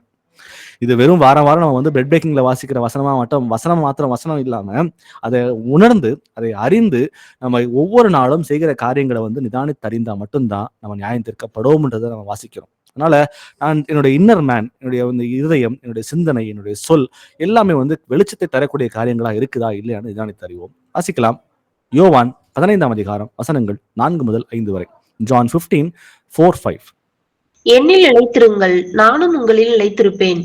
கொடியானது திராட்சை செடியில் நிலைத்திராவிட்டால் அது தானாய் கனி கொடுக்க மாட்டாதது போல நீங்களும் என்னில் நிலைத்திராவிட்டால் கனி கொடுக்க மாட்டீர்கள். நானே திராட்சை செடி, நீங்கள் கொடிகள். ஒருவன் என்னிலும் நான் அவனிலும் நிலைத்திருந்தால் அவன் மிகுந்த கனிகளை கொடுப்பான். என்னை அல்லாமல் உங்களால் ஒன்றும் செய்யக்கூடாது. ஆமென். ஆமென். நீங்களும் என்னில் நிலைத்திராவிட்டால் நீங்க கனி கொடுக்க மாட்டீர்கள் அப்படின்னு சொல்றாரு. கர்த்தரோட நிலைத்திருந்தா மட்டும்தான் நம்மளால கனி கொடுக்க முடியும். வசனங்களை கேட்கிற பிள்ளைகளாய் மாத்திரமல்ல, அதன்படி செய்கிற பிள்ளைகளாயும் இருந்து கர்த்தருக்கு பிரியமான வாழ்க்கையை வாழும்போது மட்டும்தான் நம்மால் மிகுந்த கனிகளை கொடுக்க முடியும். மிகுந்த கனிகளை கொடுப்பதற்காக மாத்திரமே நாம் அழைக்கப்பட்டிருக்கிறோம். நம்ம எல்லாரும் அறிந்தவர்கள் தான். கர்த்தராக இயேசு கிறிஸ்துவின் ஆவி, பரிசுத்த ஆவியானவருக்கு வந்து இடம் கொடுத்து அவர் சத்தத்தை கேட்டு அவர் சொல்லுகிற காரியங்களை கீழ்ப்படிந்து நடந்தா மட்டும்தான் நம்மால் கனிகளை கொடுக்க முடியும். 1 யோவான் 2ஆம் அதிகாரம் வசனங்கள் 10 முதல் 11 வரை. 1 John 2:10-11. தன் சகோதரனிடத்தில் அன்பு கூறுகிறவன் ஒளியிலே நிலை கொண்டிருக்கிறான், அவனிடத்தில் இடரல் ஒன்றுமில்லை. தன் சகோதரனை பகைக்கிறவன் இருளிலே இருந்து இருளிலே நடக்கிறான், இருளானது அவன் கண்களை குருடாக்கினபடியால் தான் போகும் இடம் இன்னதென்று அறியாதிருக்கிறான். ஆமீன். சகோதரனிடத்தில் அன்பு கூறுகிறவன் ஒளியிலே நிலை கொண்டிருக்கிறான், அவனிடத்தில் இடரல் இல்லை அப்படின்றது பார்க்கிறோம். அடுத்ததா, தன் சகோதரனை பகைக்கிறவன் இருளிலே இருந்து இருளிலே நடக்கிறான், இருளானது அவன் கண்ணை குருடாக்கினபடினால் தான் போகும் இடம் இன்னதென்று அறியாது இருக்கிறான். அப்போ அவனுடைய இந்த இருள் வந்து தான் என்ன செய்யறன்ற விஷயமே தெரியாம அதுல வந்து இருக்கிறதுனால அவன் தெளிவா அவனால பார்க்க முடியல, அன்பு கூற முடியல, அவன் வந்து பாவத்தில் நிலைத்திருந்து அவன் இருக்கிறான்றதை பார்க்கிறோம். இதுக்கெல்லாம் நம்ம அழைக்கப்படவே இல்லை என்று நம்ம எல்லாரும் அறிந்த பிள்ளைகளா இருக்கிறோம். அப்போ நம்முடைய ஸ்பிரிச்சுவல் டல்னஸ் எங்கெல்லாம் இருக்குது, அது 1, 2, 3, 4, 5 காரியங்கள் இருக்கலாம். ஆனா அதை தேடி கண்டுபிடிச்சா மட்டும்தான் அந்த பாவத்துல நம்மளால விடுபட்டு வெளியே வர முடியும். இல்லைன்னா அதோடு சேர்ந்து நம்ம வாழ ஆரம்பிச்சிடும். இங்கிலீஷ்ல சொல்லுவாங்க ஒரு வார்த்தை, மசில் மெமரி அப்படின்னு சொல்லிட்டு. சில காரியங்களை வந்து நம்ம யோசிக்காமலே பண்ணுவோம். அதை மீண்டும் மீண்டும் மீண்டும் மீண்டும் செஞ்சுட்டே இருப்போம். ஒன்றும் இல்லை, ஃபோனில் வந்து பாஸ்வேர்டு போடுறதுன்னு வச்சுங்களேன், அது ஒரு 1000 தடவை போட்டிருப்போம். அதை நம்ம யோசிக்கவே மாட்டோம். கை வச்சா அந்த கை ஆட்டோமேட்டிக்காக அந்த பாஸ்வேர்டை போட்டுரும். அப்போ அது போல மசில் மெமரி விஷயங்கள் இருக்குது. அப்போ சில விஷயங்களை வந்து, சில பாவத்தையோ சில காரியங்களை நம்மளால வந்து ஏன் மேற்கொள்ள முடியல அப்படின்னா, அது நம்மளோட சுபாவத்துல கலந்துருக்கு. அதோட ஒத்து நம்ம வாழ ஆரம்பிச்சிட்டோம். அது இருக்கு இல்லைன்ற விஷயம் நமக்கு தெரியல. அதனால நம்ம நிதானித்து அறிந்தா மட்டும்தான் நம்மளால அதை மேற்கொண்டு வர முடியுதை புரிஞ்சுக்கிறோம். ரோமர் 8:6. ரோமன்ஸ் 8:6. மாம்ச சிந்தை மரணம், ஆவியின் சிந்தையோ ஜீவனும் சமாதானமுமாம். ஆமேன். மாம்ச சிந்தை மரணம், ஆவியின் சிந்தையோ ஜீவனும் சமாதானமுமாம். மாம்சமும் ஆவியும் ஒன்றோடு ஒன்று ஒவ்வொரு நாளும் போராடி கொண்டே இருக்கிறது. அப்போ அந்த மாம்சத்துக்குரிய காரியங்களை நடப்பிக்காம ஆவிக்குரிய காரியங்களை நிதானித்து அறிந்து, எங்கெல்லாம் என்னுடைய மாம்சம் இன்னும் வந்து பலவீனமா இருக்குதோ அதை புரிந்து கொண்டு அதை விட்டு வெளியே வந்து கர்த்தருக்கே பிரியமுண்டாக அவரிடம் என்ற பெற்ற ஒளியை வந்து நம்ம ரிஃப்ளெக்ட் பண்ணுகிற பிள்ளைகளா இருந்து செய்கிற எல்லா காரியங்களையும் கர்த்தருடைய நாமம் மகிமைப்படத்தக்கதாக. இந்த ரட்சிப்புன்றது எனக்கு மாத்திரம் அல்ல, இந்த ரட்சிப்புன்றது மற்றவங்களுக்கு நான் கொண்டு போய் சேர்க்க வேண்டிய அந்த கடமை நம்ம அனைவருக்கும் இருக்கிறது. அதனால ஆண்டவர் சொல்றாரு, புறப்பட்டு போய் சகல ஜாதிகளும் சீஷராக்குங்க அப்படின்றாரு. அப்போ என்னுடைய வாழ்க்கை வந்து ஒரு ஒளியை வந்து பிரதிபலிக்கிற வாழ்க்கையா இருந்தா மட்டும்தான் மற்றவங்களுக்கு அது பிரயோஜனமா இருக்கும். கர்த்தர் இந்த உலகத்துக்கு ஒளியா இருக்கிறார், நானும் இந்த உலகத்துக்கு ஒளியா இருக்கிறேன்றதை அறிந்து நம்ம ஒளி மற்ற எல்லாரும் முன்பாகவும் பிரகாசிக்கத்தக்கதாக அந்த வரங்களை பெற்றுக்கொண்டு, எங்கெல்லாம் நான் வந்து அதை ரிஃப்ளெக்ட் பண்ணாமல் இருக்கணும், அதை கர்த்தரிடம் கேட்டு அதை பெற்றுக்கொண்டு நம்ம செய்கிற காரியங்களை கர்த்தரை மகிமைப்படுத்துவோம். Praise Lord brothers and sisters. ஒரு ஜெபத்தோட நம்ம அந்த குழுவை நிறைவு செய்யலாம். நம்மள யாராவது ஒருத்தர் கர்த்தர் கொடுத்த அந்த வசனங்களுக்கு நன்றி செலுத்தி நம்ம இன்னும் மாற வேண்டிய காரியங்களை புரிந்து கொண்டு கர்த்தரிடம் வந்து அந்த வரங்களை பெற்றுக்கொள்ளத்தக்கதாக நம்ம இடத்துல யாராவது ஒருத்தர் வந்து ஒரு ஜெபத்தை ஏறெடுங்க. ஆமென். இயேசுவே மை துதிக்கிறோம் அப்பா, மை போற்றுகிறோம் தகப்பனே. அப்பா, சேனைகளின் தேவனே இயேசு கிறிஸ்துவே, அப்பா, நேற்றும் இன்றும் மாறாதவராகிய சர்வ சிருஷ்டிகரை மீது ஸ்தோத்தரிக்கிறோம் அப்பா. இந்த வேலையில கூட தகப்பனே அப்பா, அந்த நாளை கூட ஆவியானவரே இயேசுப்பா, உம்முடைய வார்த்தையை கொண்டு அப்பா ஸ்தோத்திரம் இயேசுப்பா, அருமையான சகோதரரை கொண்டு நீ பேசினீரே இயேசப்பா, அதற்காக நன்றி தகப்பனே. இதோ தகப்பனே இயேசப்பா, அப்பா நீரப்பா சீக்கிரம் வரப்போகிறீங்க இயேசப்பா, இதோ சீக்கிரமாய் வருகிறேன்னு சொல்லியிருக்கீங்களப்பா. அவனுடைய கிரியைகளின்படி அவனவனுக்கு நான் அழைக்கும் பல என்னோட கூட வருகிறதுன்னு சொல்லியிருக்கீங்களே இயேசப்பா. அப்பா, நீங்க சீக்கிரமா வரப்போறீங்க தகப்பனே. அப்பா, எங்களுடைய கிரியைகள் அப்பா கிரியைக்கேற்ற பலனை இயேசப்பா அழைக்க போறேன்னு சொல்லியிருக்கீங்களே தகப்பனே இயேசப்பா. அப்பா, நீர் வரும்போது இயேசப்பா எங்களை ஆவி ஆத்துமா சரீரம் முழுவதும் அப்பா குற்றமற்றதாய் காணப்பட உதவி செய்வீராக தகப்பனே. அப்பா, எங்களை பலப்படுத்துகிற கிறிஸ்துவினால தான்பா எங்களால எல்லாவற்றையும் செய்ய பலனுண்டு என்று சொல்லி பார்க்கிறோம் தகப்பனே. அப்பா, உம்மாலதான் எங்களால எல்லாவற்றையும் செய்ய முடியும் தகப்பனே இயேசப்பா. எங்களை மட்டும் நடத்தி வந்த தெய்வம் தாமே இயேசப்பா, எங்களிடத்துல என்ன காரியங்கள் காணப்பட்டாலும் இயேசப்பா அதை எல்லாவற்றையும் எங்களுக்கு வெளிப்படுத்தி தகப்பனே. அப்பா, உம்முடைய வருகைக்கு முன்பாக இயேசப்பா, அப்பா நாங்க அப்பா நிற்க எங்களை தகுதி உள்ளவர்களா ஆக்கும்படியா ஜெபிக்கிறோம் தகப்பனே இயேசப்பா. அப்பா, எந்த காரியமானாலும் தகப்பனே எங்களால விட முடியாது, எவ்வளவு பெரிய காரியமா இருந்தாலும் இயேசப்பா அதை எல்லாவற்றையும் நாங்கள் விட்டு இயேசப்பா கரைத்திரை அற்றவர்களா இயேசப்பா நீர் பரிசுத்தரா இருக்கிறது போல எங்களையும் பரிசுத்தமாக்க முடியாது ஜெபிக்கிறோம் தகப்பனே. அதற்காகத்தான் தகப்பனே உன்னதத்திலிருந்து இறங்கி இந்த பூமிக்கு வந்தீங்க இயேசப்பா. உம்மை போல எங்களை மாற்றுவதற்காக இயேசப்பா எங்களை போல நீங்க வாழ்ந்து காட்டி விட்டு போய் அங்க எப்படி வாழ வேண்டும் என்று சொல்லி இயேசப்பா நீங்கள் வாழ்ந்து அப்பா எங்களுக்கு வாழ்ந்து காட்டி விட்டு போயிருக்கீங்க தகப்பனே. அதை நாங்க இயேசப்பா நாங்கள் அப்பா அப்படியே வாழ எங்களுக்கு உதவி செய்வீராக தகப்பனே. இயேசப்பா அப்பா நீங்கள் உலகத்துக்கு வெளிச்சமா இருக்கீங்கன்னு சொல்லியிருக்கீங்கப்பா. அப்பா நீங்கள் பூமிக்கு உப்பா இருக்கிறீங்கன்னு சொல்லியிருக்கீங்களே தகப்பனே. அப்பா என் தகப்பனே அப்படியே கூட தகப்பனே எங்களப்பா நாங்களப்பா எங்களை இருக்கிற வெளிச்சம் தகப்பனே இயேசப்பா எல்லாம் இராதபடிக்கு தகப்பனே இயேசப்பா அப்பா உம்முடைய ஒளி நாங்கள் பெற்றுக்கொண்டு அப்பா ஸ்தோத்திரப்பா நாங்களே இயேசப்பா அப்பா எழும்பி பிரகாசிக்க எங்களுக்கு உதவி செய்வீராக தகப்பனே. எங்களை பலப்படுத்துவீராக பாவியானவரே. உம்முடைய வார்த்தையை கொண்டு எங்களை சுத்தமாக்குங்க இயேசப்பா. வாலிபன் தன் வழி எதினால் சுத்தம் பண்ணுவான் என்பது வசனத்தின்படி தன்னை காத்து கொள்ளுகிறதா சொல்லி நாங்கள் பார்க்கிறோமே தகப்பனே. உடைய வார்த்தையினால எங்களை சுத்தமாக்குங்க தகப்பனே இயேசப்பா. உடைய வார்த்தையை அனுப்பி தகப்பனே எங்களை குணமாக்குங்க இயேசப்பா. நாங்கள் எதெல்லாம் குணமா இல்லாம இருக்குங்களோ இயேசப்பா மனம் திரும்பி குணப்படுங்கன்னு சொல்லியிருக்கீங்களப்பா. நாங்கள் மனம் திரும்பி குணப்பட உதவி செய்வீராகப்பா. உம்முடைய கட்டளைகளை உம்முடைய கற்பனைகளை கை கொள்றதும் இடத்துல அன்பு கூறுவது பார்க்கிறோம் இயேசப்பா. உம்முடைய கற்பனைகளை அப்பா நாங்கள் கேட்டு தெரிந்து கொண்டதை ஒவ்வொன்றுக்கும் தகப்ப நாங்கள் கடைபிடிக்க எங்களுக்கு உதவி செய்வீராக ராஜா. பலப்படுத்துங்கப்பா. கூடைகளை கலந்திருக்கிற ஒவ்வொருவரையும் இயேசு கிறிஸ்து நாமத்துல ஆஸ்வதிக்கிறோம்ப்பா. என் தேவனை ஆஸ்வதிப்பிறாகப்பா. அப்பா எங்களை இயேசுப்பா நீரப்பா உம்முடைய ஆவிக்குரிய சபையில நீர் இணைத்து வைத்திருக்கிறதுக்காக நன்றி தகப்பனே. அப்பா நாங்கள் இயேசுப்பா அப்படியே வருகை வரைக்கும் இயேசப்பா உம்முடைய சத்தியத்துல நாங்கள் நிலைத்திருக்க எங்களுக்கு உதவி செய்வீராகப்பா. நித்திய ஜீவனை பெற்றுக்கொள்ள எங்களுக்கு கிருபை செய்வீராகப்பா. அப்பா நாங்களும் ஆயத்தப்படும் மற்றவர்களையும் ஆயத்தப்படுத்த உதவி செய்யுங்கப்பா. நாங்கள் குடும்பங்களை இயேசப்பா சத்தியத்துல வழிநடத்த எங்களுக்கு உதவி செய்வீராகப்பா. துதி என மகிமை இயேசுவின் ஒருவருக்கே செலுத்துகிறோம். இயேசுவின் மூலம் ஜெபம் கேளும் என் ஜீவன் நல்ல பிதாவே. ஆமென். ஆமென். ஆமென். Praise Lord brothers and sisters.